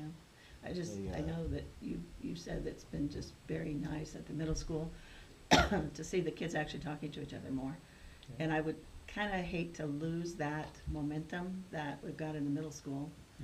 And I don't know, I just think it's a good training ground, for want of a better word, for the earlier grades. And then just a privilege to look forward to once you're, kind of like the older kids in high school can leave campus for lunch. It's sort of like, ooh, I get to leave campus now or now. I've had a number of parents who have also indicated the pressure they feel to get their child a cell phone in middle school, Mm. because every other kid has it. Yeah. True. So I think, there's one, you could argue that would be a reason why not having them out at lunch Yeah. may help some parents who otherwise are having a challenge and telling their child, no, you can't have one when everyone else is out at lunch with Yeah, them, so yeah. that's one way to look at it. Mhm. And how long are lunch periods? They're like half an hour at most, aren't they? Half hour at most, yeah. Yeah, so it's not like, they need to eat, and they need to get it done, and then they need to get their stuff ready and go to the next class. How much can you do in a half an hour, for crying out loud? You can do all that while you're. What'd you say? You can eat while you're. Yeah. I was an 8-year-old boy, I had to do a lot. Oh.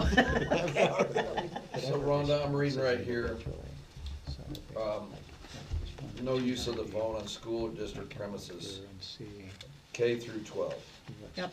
And this is Are what you gonna we're, revise that? yeah, The filter we'd have to do it on each of those schools. I'm thinking, I mean, if you're saying on premises, does that include after school's done and they're in the parking lot? Well, no, because it says, there's a. Well, during the there's school a day, Starting and ending of the time of the school day is defined by the school. Yeah, so parking lots typically, for most of, except for the high school, and again, if we say high school is permitted at lunch, typically is when a student might be on the parking lot, yeah. or should, the only time they should be, but doesn't mean that's the only time. And maybe it should say, students in grades pre-K through 12 Mhm. are prohibited from using PTDs on school premises during the school day as defined above, Mhm. or something. Mm-hmm. And then, exception is, if we decide this, high school students can have their phones on Yeah, at you're gonna lunchtime. revise that. Make Well, it, and what make I- it sound better than that. What but- I did was I changed, Yeah, if under that's the prohibited consensus, then- uses, I changed 1 back to pre-K through 8. And then I added back in 2, which says secondary students are prohibited from using PTDs during classroom instructional time or passing periods. One of the questions I have was upon entry into the classroom, well, if it's supposed to be off during passing period, it should Yeah. just, Yeah, it should just be Yeah. off. if we're gonna stick with that. It says, students must turn off and again, another question was silence, their PTD and stored away in the student's backpack, locker, or school designated location. And that's question.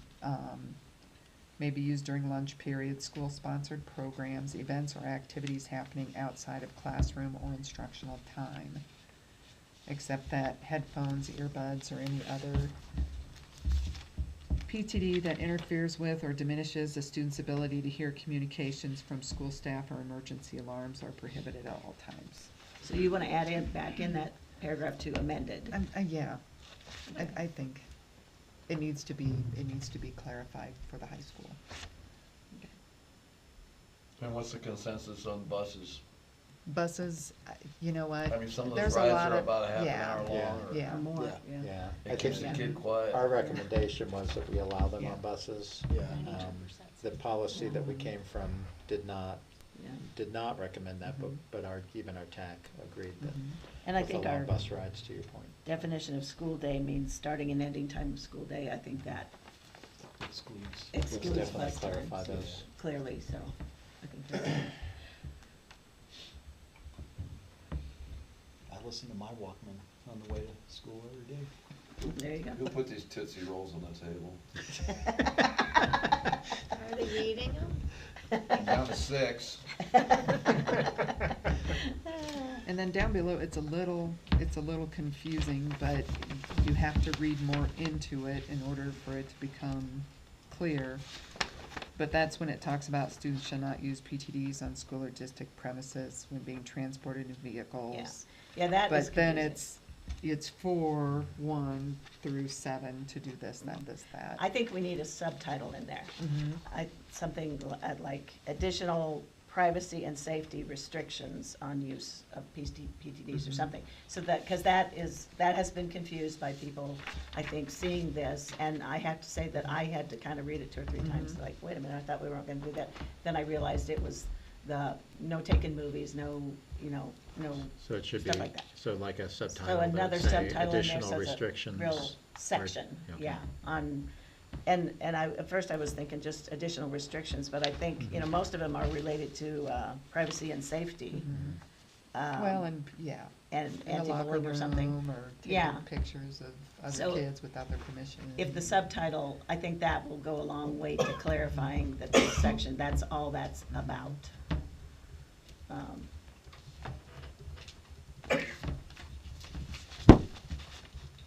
So, I mean, So we're saying if the kids are on their way to on a field trip, Mhm. they're all piling the bus, they can't use their phones there?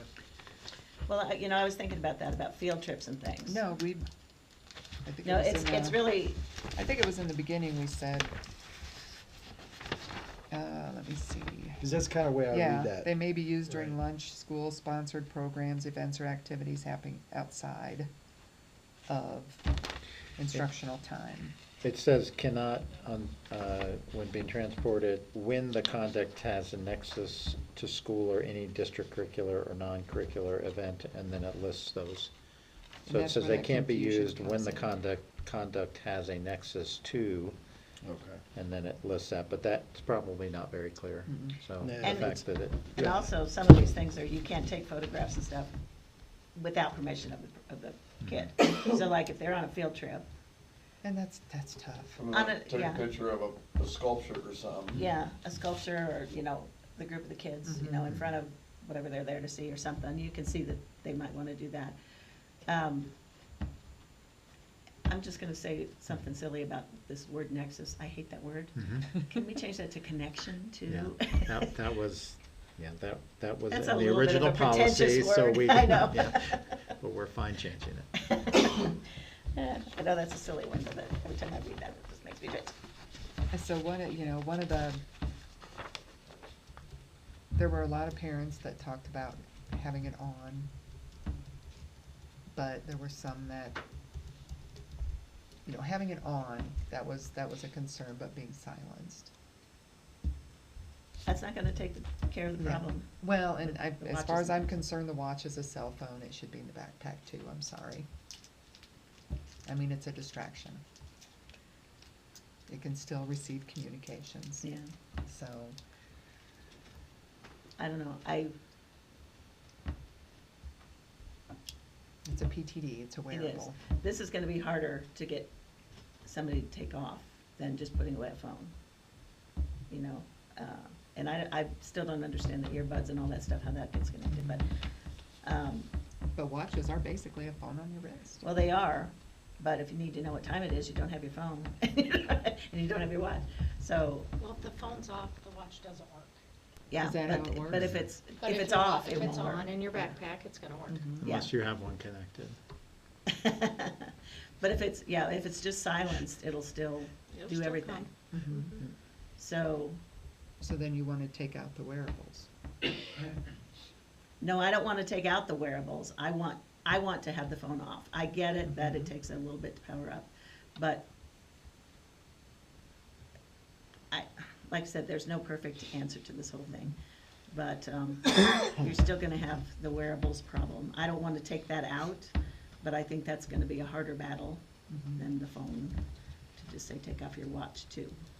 So call me Speaking of, not tech savvy when it comes to You those, just gotta call when us. it comes to these.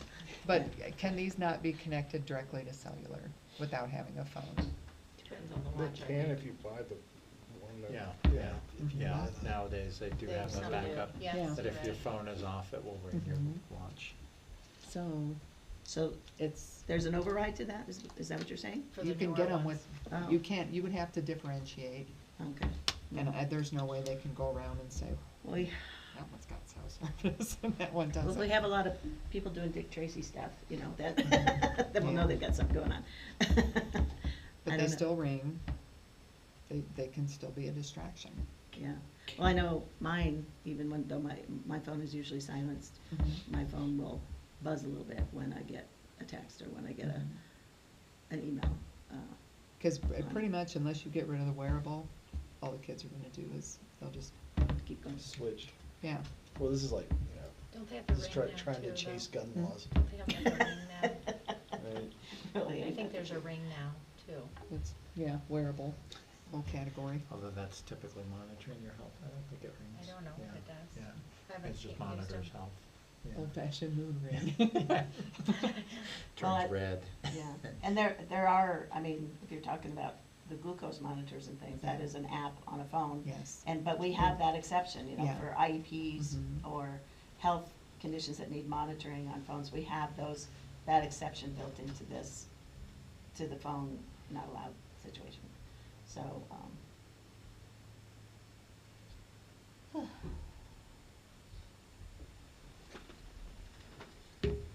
I feel like we are trying really hard to address everyone's concerns, and we need to do that. But there's just a couple of things, it's like if you're not gonna do a couple things specifically, you've lost the benefit that you're looking for. which is, classroom management, less classroom distraction, and, getting to class on time. So, I don't know. That one's important, that's medical. Okay. turn it into I don't, office. where is the medical?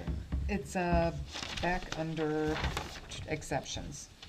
So It's page on 3. the top of page 3, the very first. Students may possess and use PTDs during classroom instructional time or during times when PTDs are otherwise prohibited when specifically authorized under current individual education Oh, a plan of healthcare section plan, there we 504 go. or a healthcare plan in force. Yeah. So if a student has to monitor Yeah. blood sugars, It's. is that on yeah. a health plan that they've, is that registered with the, whoever, as a health plan?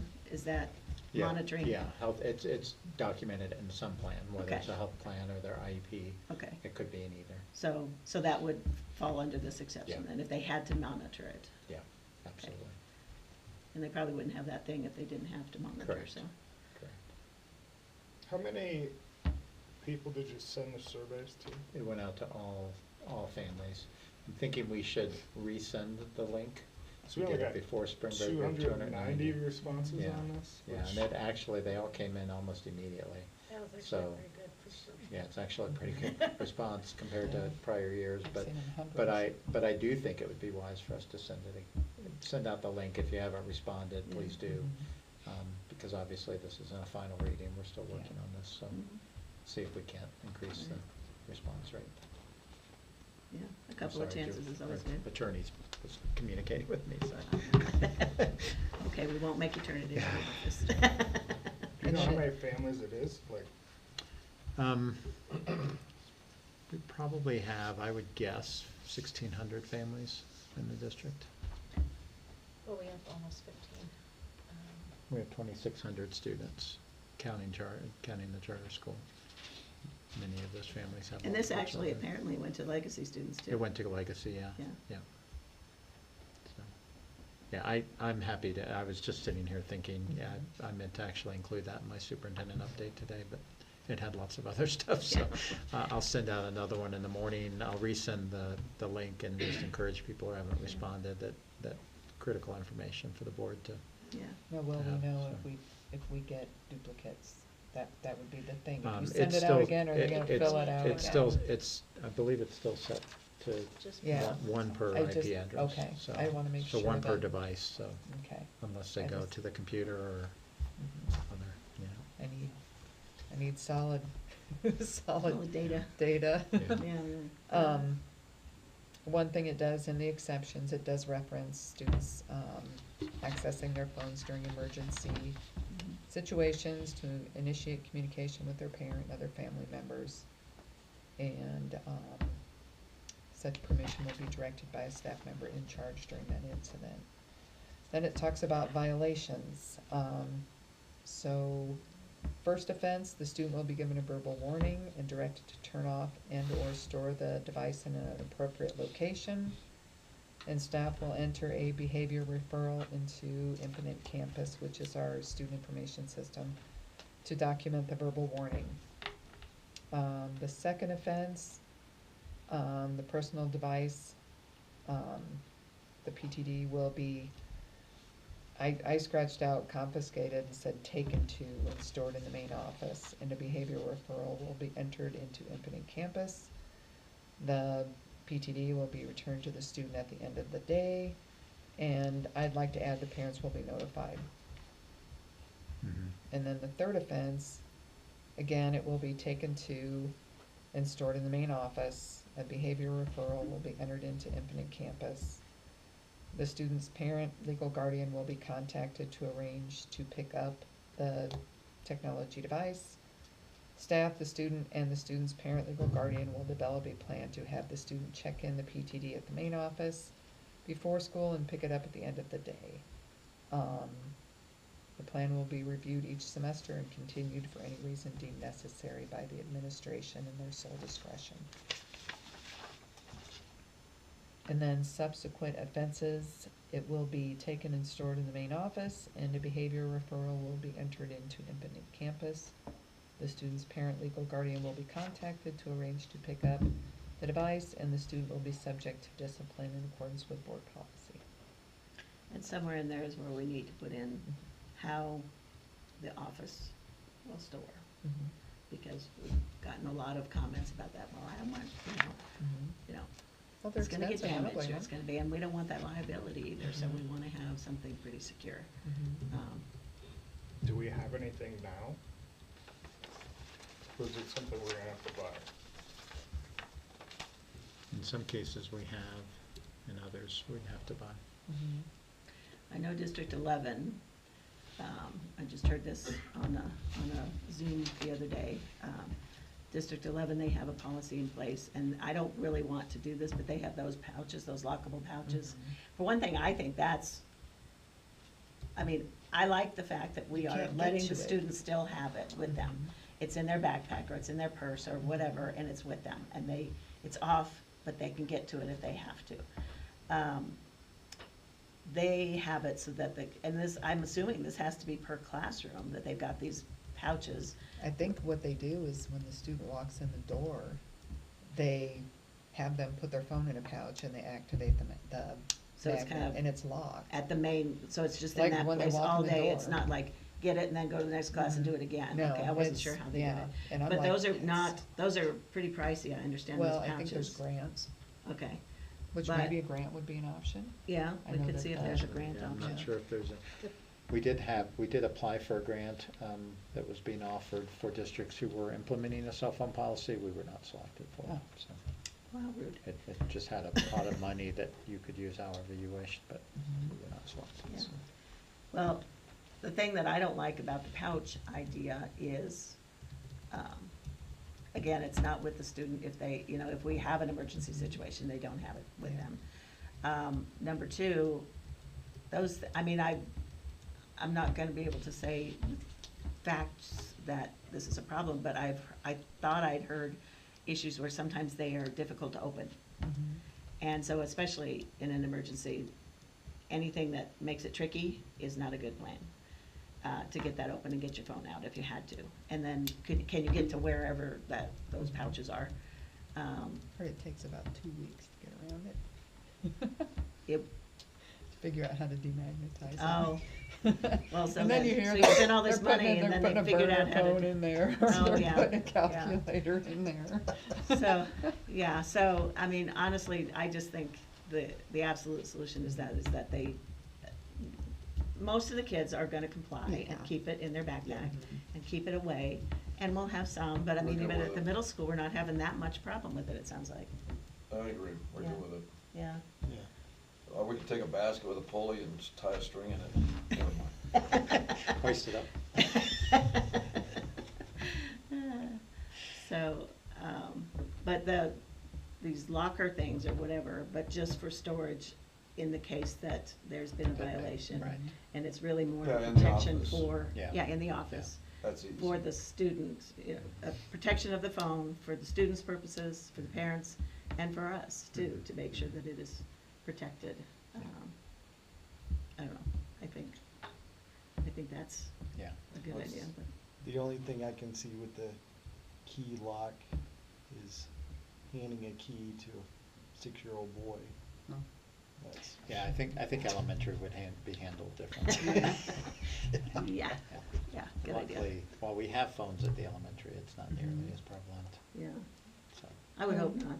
And I haven't seen the lockers, I mean, you have some that have the RFID where if they have a badge, they can hold it up and check it in and out, and it monitors it. We'll look at what. Padlocks, We know master one was lock, ordered for a master key. classroom that we figured it could be moved to the office, and we don't think we have the specifics on it, but, No, and we waited to find out what Yeah. we decided in our yeah, Yeah, policy before we I just- constructed anything. yeah. I just want the consistency for the students, for the parents, and for the Mhm. teachers. Agree.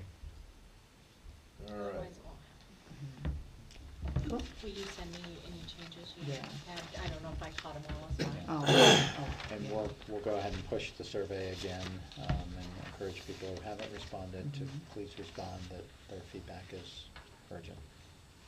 But, yeah, so far, again, I mean, It's pretty People were, definitive. yeah, people were, The link Very you have comfortable. will continue to give you updated results, so if we send that out Mhm. tomorrow, you can click on that link and it will give you current results as to how many have responded, so. That's good. The fact that we had almost, I think the 290 responded probably within the first 2 days. Well, yeah, was you sent, pretty the bad. first link you sent to us, I think it was at least 250 that had Yeah, responded 2 or like 3 within the at a first time, day. so. Yeah. So we may get another 200 if Yeah. we send it out again, so. Yeah. Okay. okay, so,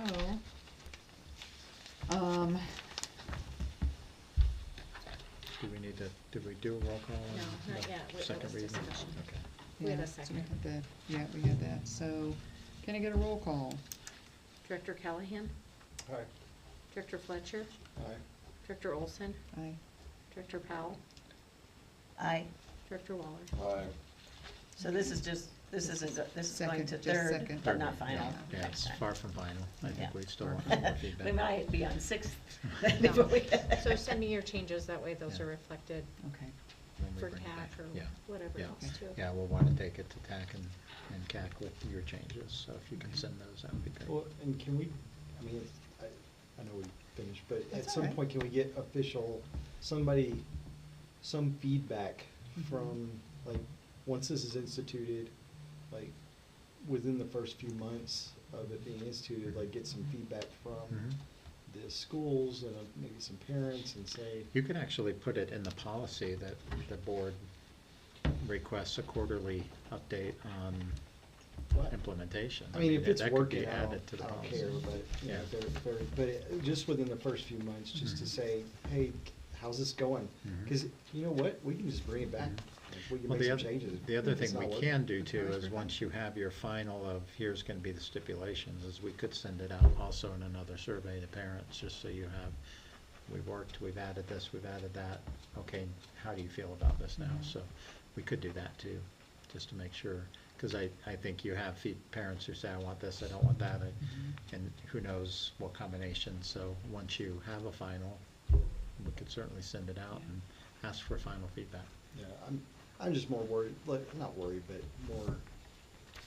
how's About it- how it's working. yeah. Is it Yeah. work, that's why I'm asking about the Yeah, middle school, no, I- like, how's it working? Yeah. You got single digits Yeah. of kids violating this in a day, so, Yeah, it's been very minimal. in the whole school, It's so, been very yeah, it's minimal. probably, it's easily managed, Mhm. kids are obeying, Mhm. like, it sounds good, Mhm. so. Yep. And I'd like to see its effect on academic performance. Mhm. Yeah, I think that, I would love to see that as part of the report, because the people who are, the teachers who are very excited about it, I think they are very excited to see how this affects their classroom behavior and the effect on the education process. Well, and it's hard to say, like, you know, in the last meeting, there was talk of, well, a teacher needs to work on their classroom management skills, but then you say that, and then you turn around and say, but you can't enforce this. It's kind of tough. Mhm. It's a hard policy, and we're not gonna make everybody happy. Yeah. There's always gonna be someone that's unhappy, but just try and do the best that we can to get the focus and keep the focus on education. All right.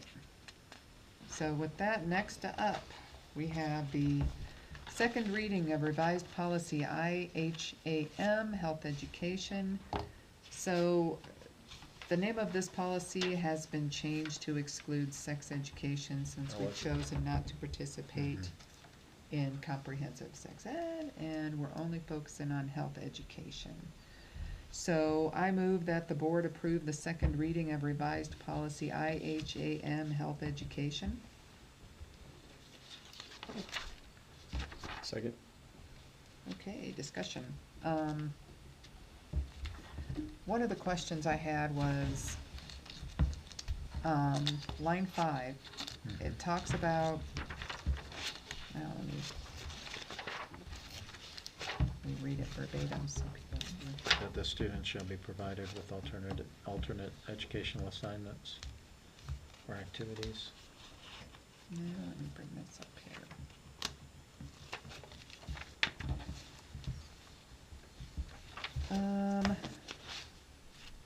In addition, it should inform students about potential physical and mental health hazards they are likely to encounter in various life situations and help them make sound, intelligent decisions when they are confronted with choices that could affect their health or the health of others. It's in the first paragraph.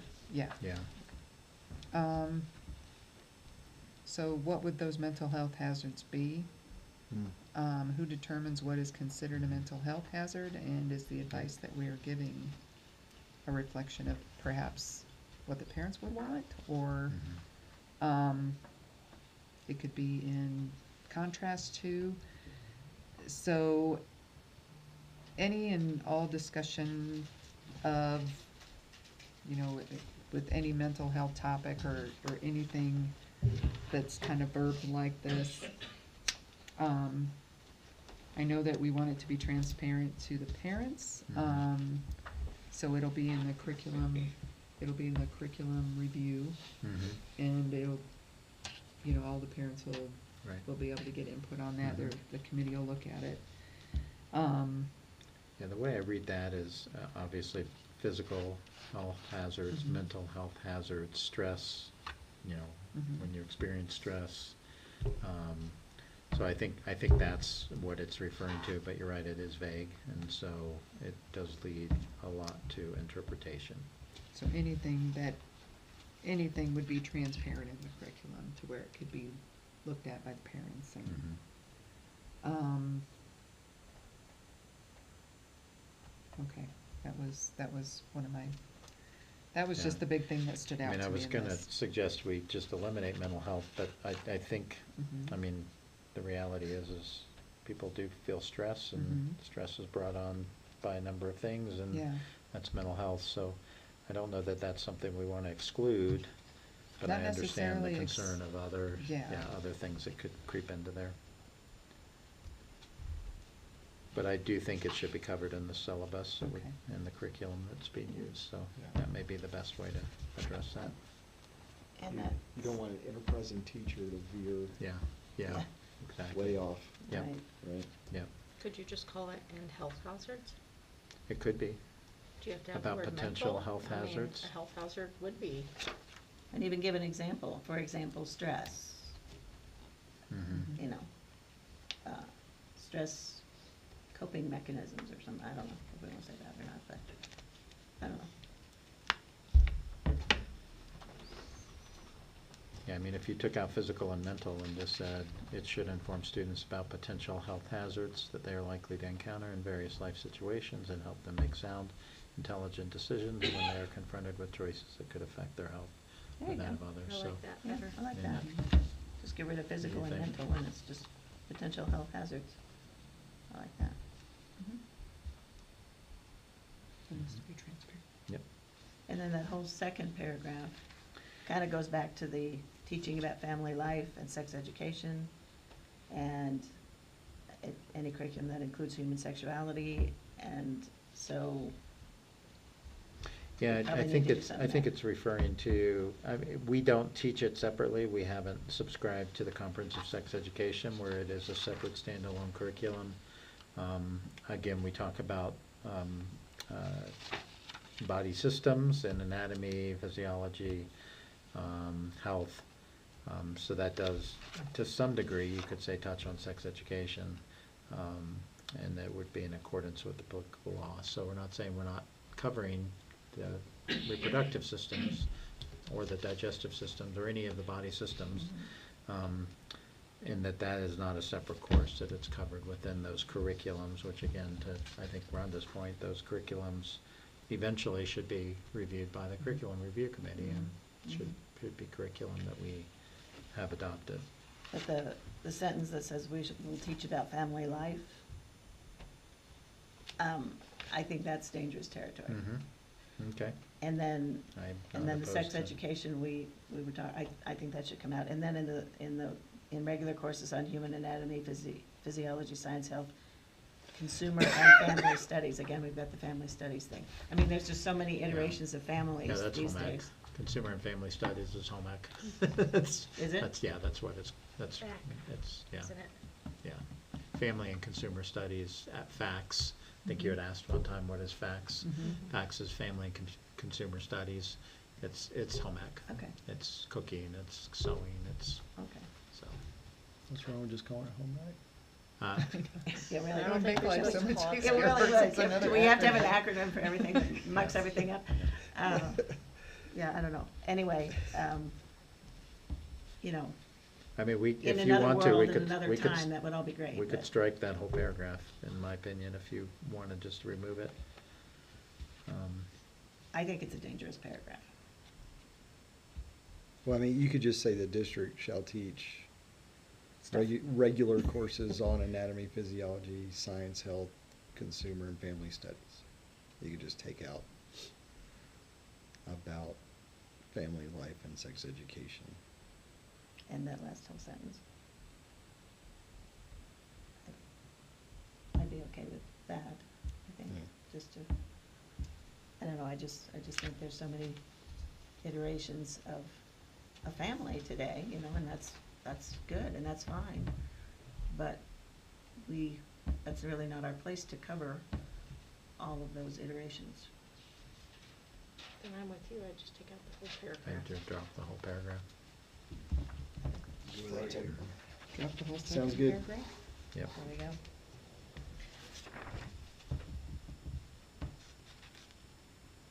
It was also, to me, and I know this kind of came from the fact that this originally had like two options, one for you can opt out with a reason or without a reason. But I think we ended up with kind of a dual thing here going on. I thought we had clarified that, did we not? Yeah, Well, the I thought purple we- one, which is 3, We said no reason is required at the end, we added that. yeah, except that in the middle of the paragraph, it says, this notice shall also inform parents that they can exempt their kid on the grounds that it is contrary to religious beliefs and teachings or closely held personal beliefs. Now, to me, that's a reason, and we are assuming the reason there. And then number 4 kind of says again, the notice shall also inform parents that they can exempt their kid from any, just generally, from any portion of the district's comprehensive health education curriculum without stating a reason. Personally, I think all we need is, I think the What is problem is currently- we have a CRS 2225-1064, and it's probably specifically stated in that, so we probably should look at that before we strike that, because I believe that the law requires exemption procedures based on that, and we can ask them to state specifically what they're looking for or not, and we've chosen to not. So maybe So it's just the I'm not verbiage. sure if we take that out, if we're gonna be in violation of, so it might be worth us doing some checking with Brad and make sure there's not a reason we have to state that. If not, I agree, we could take it out, but Yeah, I mean, why couldn't you just say from a specific portion or portions of the instruction on any grounds without, or, Stating a reason. and no reason is yeah, required. sometimes the law will say the district must have a policy that states, X, yeah. and So so that could I be- just, not having a law book in front of me, I'd Yeah. say, Yeah. we can look at that, come back to you with whether it's stated or not. And if it's not, we Yeah. can drop it, I think, to your point. It shall include a procedure to exempt a student upon request of the parent or guardian of such student from a specific portion of the program on the grounds that is contrary to the religious beliefs and teachings. of the Directly school. So that's directly from the It's directly statute? from the statute. So which statute is that? 2225-1064. Okay. Well, okay, so now we're back to, But again, we are Mary saying thinks you that the don't have to statute is state what your reason is. So we're There's- still sticking with, you're exempting your student, you don't have to tell us why. yeah, And maybe it's just clarifying the verbiage. If no reason is required. so then I'm I mean, gonna we make could a s- point then. We Do could state, a parent does not need to state the specifics Mm-hmm. to their reason. I Yep. mean, if we want to be more clear, Mhm. instead of no reason is required, we Yeah. can say, in such request, a parent is not required to state the reason. So maybe Okay. be a little clearer. In that sentence. Yeah, that sentence. I mean, if the language says on the grounds that it is contrary to their religious beliefs, I mean, that would be a parent saying, yes, that's the reason. But if they have some other reason, then we might need both of those paragraphs because, which is, I think is redundant, but then the number 4, that is currently the number 4, is basically for any reason, No. without stating reason at all. That's true. And it's So- not, I mean, it just is. So maybe we take out no reason is required, so you can do On it the on. top one, yeah. You can do it on number 3, which is statute, or you Yeah. can just, Just we're say, letting you no, exempt I don't without want you- giving I any don't want reason. you, Yeah. So. Well, and this was, I guess that's the reason. cases, or Class. class, there's too many. Too many initials, yeah. So that's probably why they included I guess they did. that. And, And they actually included more than what this says. Yeah, yeah. So, So we can strike no reason is required under number 3, since number 4 says you can exempt Yeah. without any reason. without Yeah. stating reason. Yeah. I mean, I think if we're gonna keep them both, which sounds like we need to, Mhm. they can say, yes, this is for religious reasons if they want to, or they can just say, just no, I don't want it to. Mhm. And either way is okay. Yeah. So I had a question on the regulation, which I might as well just ask it now, because it's Mhm. applicable. Mhm. Is it just for portions? Is the class mandated, and they can only exempt from portions, or can they exempt from the whole class? Well, it's a graduation requirement. It's a graduation, it's in your graduation Okay. requirement, so you'd have to change your graduation requirement. Okay. They can exempt from the course, but it does create that conflict within graduation requirements. So what would happen then? They don't We have graduate. situations where students come in halfway through their high school career, and we do have to exempt some of our graduation requirements because they were complying with graduation requirements from the From prior somebody else, district. yeah. So we don't make them take a ton of additional courses and stay an extra year and a half because of that. So I would say it would be handled the same way. You've exempted, we've given you through policy the right to exempt from a part or whole. So technically, your policy would say that your other policy really isn't necessary. Your policies conflict. If you say you have to take out, but then you say you can exempt, we probably should modify the grad requirements. Yeah, at the high school, I never had anybody that I know of.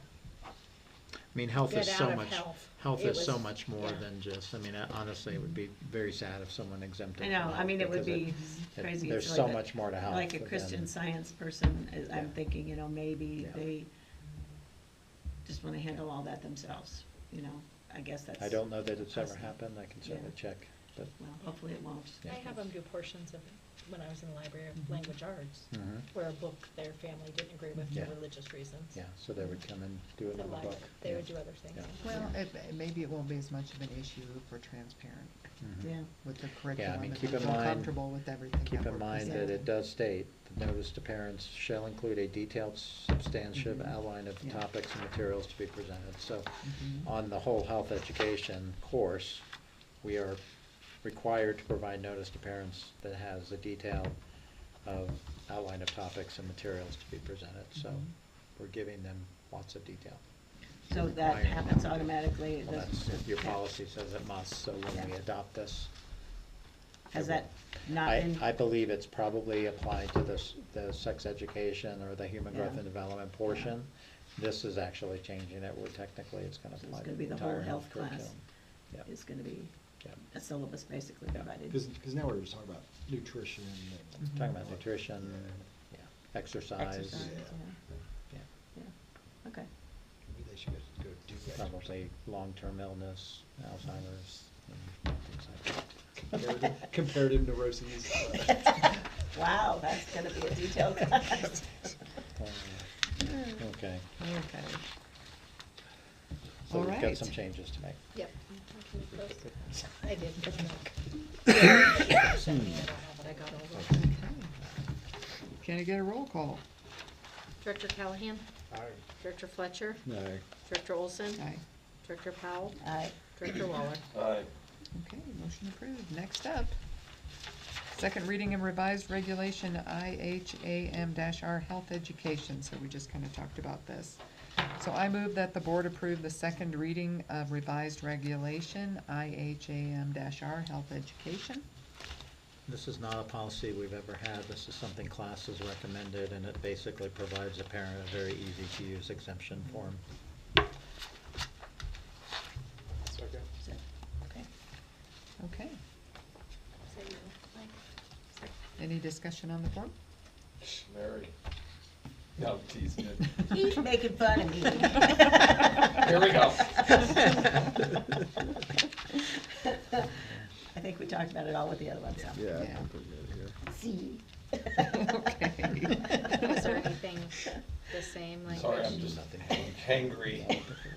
Tootsie rolled out. There you go, yeah. Here, you want some more? Yeah, I think so.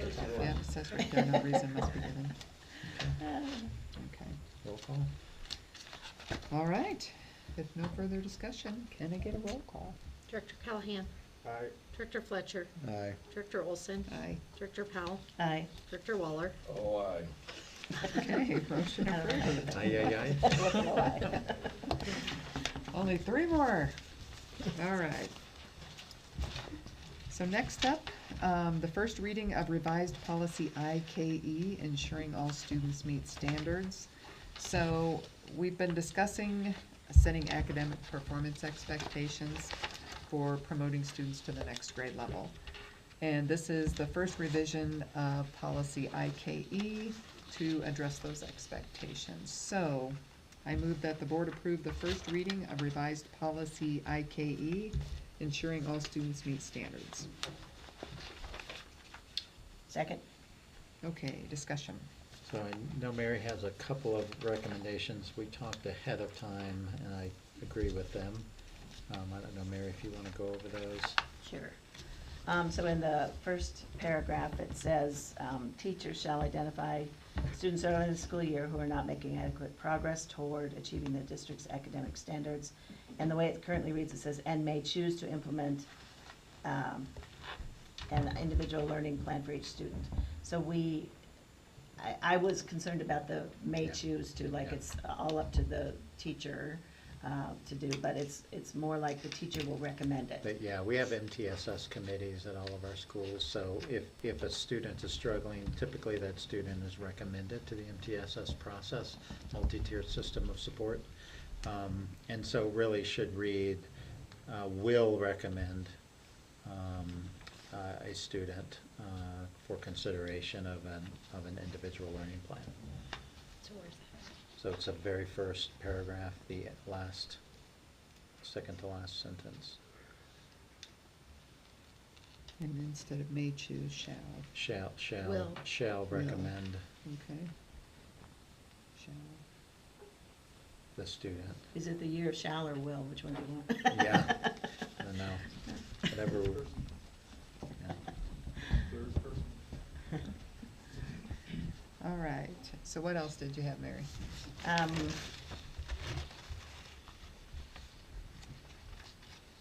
Let's see. So there was, let's see, I think the rest of it we got worked out, Dan, when we talked, when we did. And I think the key, I had a great conversation with a teacher this afternoon after a training about this. Our plan is not to retain a ton of students. Our plan is to provide expectations that will support our, not only clearly signify to our staff, we expect students to learn grade or to achieve grade level standards, but it also will provide support to our staff in conversations with parents, because sometimes some of our students who are struggling the most, we get the least amount of support from parents who are willing to have them attend summer programs, have them attend after-school programs, take additional supports, accept the plan. And so this really, our plan is not let's retain the 59% of our kids who didn't achieve proficiency in reading, but really to provide another tool in the toolbox so that conversations with parents can be serious about, you know, we need to work together. You know, if a child, we've had children who've missed 60 days of school. Why aren't they learning? Gosh, 60 days of school out of the 160 some days of school, you know. So this will provide a stick, if you will, for us to have those conversations that, you know, if your child is not progressing, if your child is not achieving, we may need to consider retention, because the bottom line is we cannot continue to just move kids forward. And so the intent again, in Florida, I think I shared with you, I was in Florida when Jeb Bush passed or proposed, and it was passed in the legislature, a barrier at third grade for children who weren't proficient in reading. It did not lead to mass retention. It led to increasing expectations and children actually meeting them. Yeah. And so our goal, and just to be very public with community, is not to retain a mass. We're not putting student parking at our elementary schools.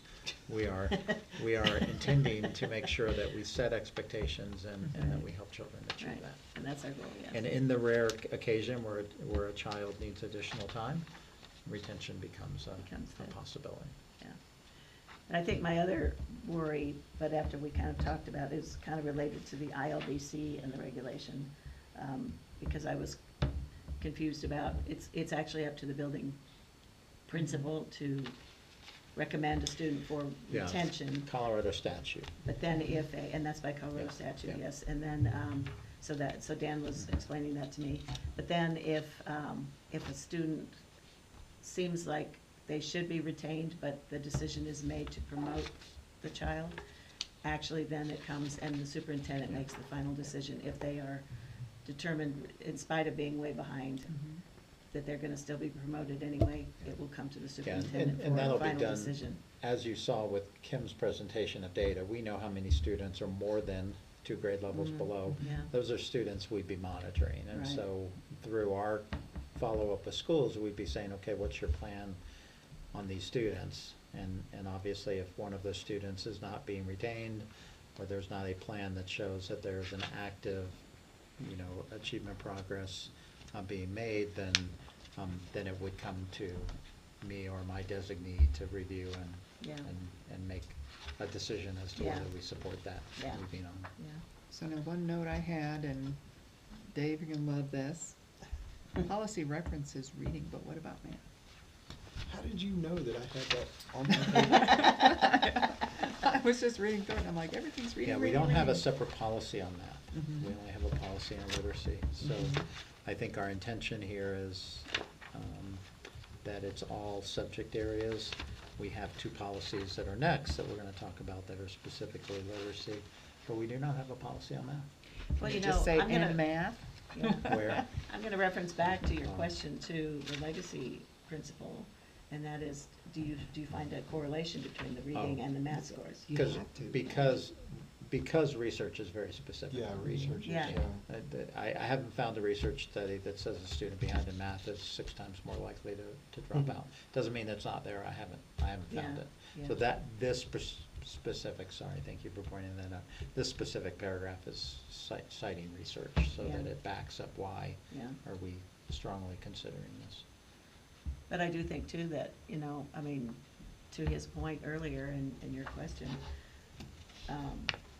they are correlated. I don't think it's a real direct study or thing, but you can see that if a student can't read a word problem, that's gonna be a problem on Yeah, the math. especially as But students if they can progress. learn to read it, they're gonna do better on it. So hopefully it will follow through, but, we need to monitor this, and if we need a math policy, then Yeah. we'll do it.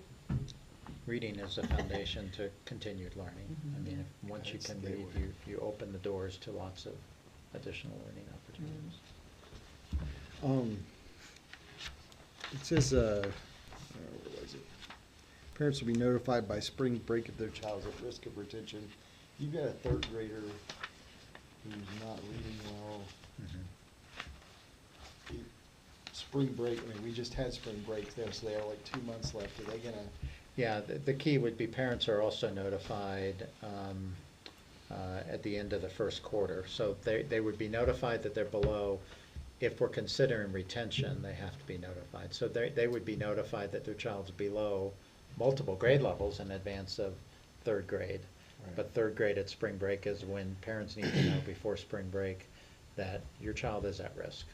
Meaning, we haven't made a final decision, but based upon the growth we're seeing, Yeah, we need to have this serious You're not gonna conversation. fix, if they're 2 grade levels behind, you're not fixing that in 2 Yeah, months. yeah. So that's basically kind of a follow-up. Right, but they would have been notified within the first quarter, they would have been notified the year prior in 2nd grade, the first quarter of 2nd grade. I mean, it's not gonna be a surprise if we're notifying parents at least twice a year that their children currently meet this criteria. Okay. And I think that's the intent. If it needs to be worded differently, we can, but. No, I was just, you know, by spring break, I mean, that's, at that point, it's kind of a done deal, Yeah, right? well, my trouble that led to this statement is we've had parents, when we implemented our Take Flight groups, and we talked to parents about their children's reading scores, we had a number of parents who said, when we told them that we considered iReady performance as to which students we needed to screen further, we had multiple parents tell us, well, my teachers told me iReady doesn't matter. And that's why we felt this had to be in here, because parents need to know. And we shouldn't mask it. We shouldn't say, don't worry that iReady's showing your child's behind, they're really not.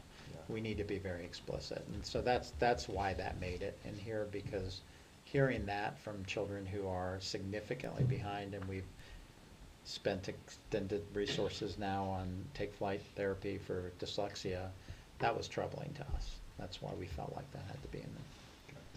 So this is, I mean, this isn't necessarily a literacy policy. This is ensuring all students meet standards. Correct. So we can put math You in could put here. math if you want to. Like I said, I just don't have research to cite. So, Mhm. I mean, we could add a paragraph about, students likewise Mhm. performing significantly below in the area of math. Mhm. Shall also, I mean, we could do that. I was Mhm. citing research, which is why I'm really reading it. I'm not opposed. So we're going to make the watching out for retention thing be in the area of reading and or math, that they're 2 years behind? Could be. Yeah. I mean, that's your call. I would agree with you that typically they're parallel. A Mhm. student who's behind in math is also behind in reading. I've seen very few students who read on grade level and are not progressing in math. That would be two or more grade levels below. A grade level below, maybe. I Yeah. mean, sometimes you hit math skills that are challenging, but I've seen very few situations, but we can clarify that. This policy is not literacy in particular, it's meeting standards, and that would be science, social studies standards too, for that matter. Because that's really gonna be affected by reading, Everything social studies. comes down to And that's very, very, very direct. Okay, so any further discussion? Do you want us to work on something? We can. I mean, I'm happy to work on how to include that, just to emphasize that that would math is be- important to us. That would be great. Okay, Find some research. great. Yep, I'll find research. I know it's out there. Okay, can I get a roll call? Director Callahan? Aye. Director Fletcher? Aye. Director Olson? Aye. Director Powell? Aye. Director Waller? Aye. Okay. So Motion that'll go approved. to second reading then. Yeah. Okay, next up, we have the first reading of revised policy ILBC, early literacy and reading comprehension. So the revision of this policy is another opportunity to address our academic expectations for promoting students to the next grade level. So, I move that the board approve the first reading of revised policy ILBC, early literacy and reading comprehension. Second. So most of the changes here are actually legal changes based upon the READ Act changes that were made, I believe in I want to say 2023, so, yeah, I think it was 2023, it might have been 2022. So this already outlined the consideration of retention, and so the red, you'll see some additional information. And we did add reference to board policy concerning promotion and retention. So that second is clearly something we've added to reference our other policy. But most of the changes here are from CASB and CAS. So one note I had, and you kind of touched on it. So, studies show that up to 1 in 5 children can be diagnosed with some level of dyslexia. Mhm. And we have this policy, Mhm. but how will that potential be taken into account when diagnosing a reading deficiency? Because typically a student with with dyslexia, Mhm. we'll have a plan, potentially an IEP, Mhm. and so that plan would then govern the expectations of that student. So once a student is on an IEP or a 504 plan, it does to some degree outline Mhm. a set of expectations based upon the student's disability. So with dyslexia, we know that Take Flight is a 2 to 3 year process for a student to actually achieve grade levels expectations. So that would then be documented in an IEP. So Okay. that would then exempt a student from potential retention. And you said you're looking at, so we're piloting the Take Flight. Piloting it this year, we've actually identified and making an offer to a certified academic language therapist who is also a qualified instructor who can train others to become certified academic language therapists. Originally, we were thinking about contracting with a trainer who would train staff and then have to fly in to observe. We actually have identified someone who we will likely bring to you as a recommended hire, who will actually work for us and be able to train additional counts.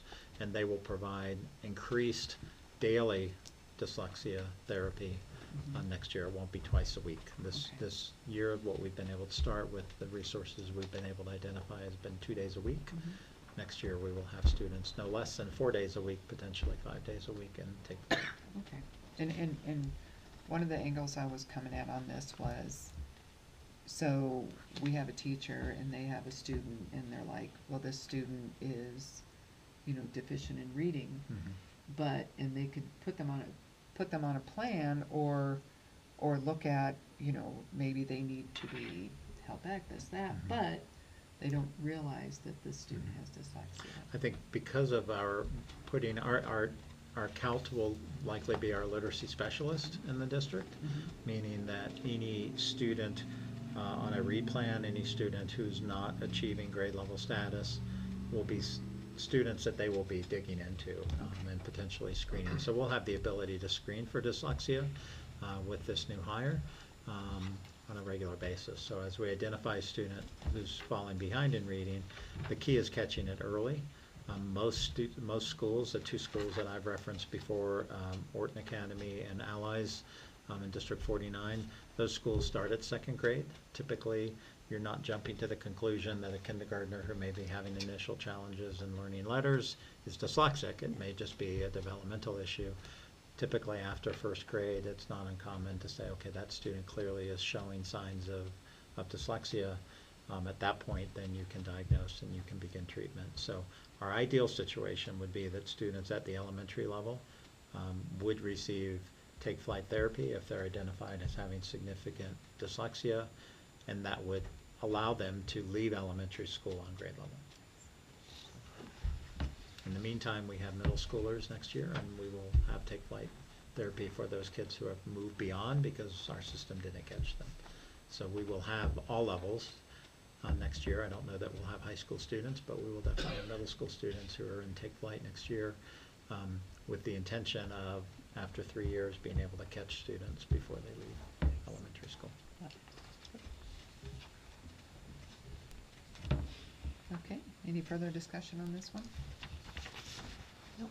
And answered my questions earlier on this stuff.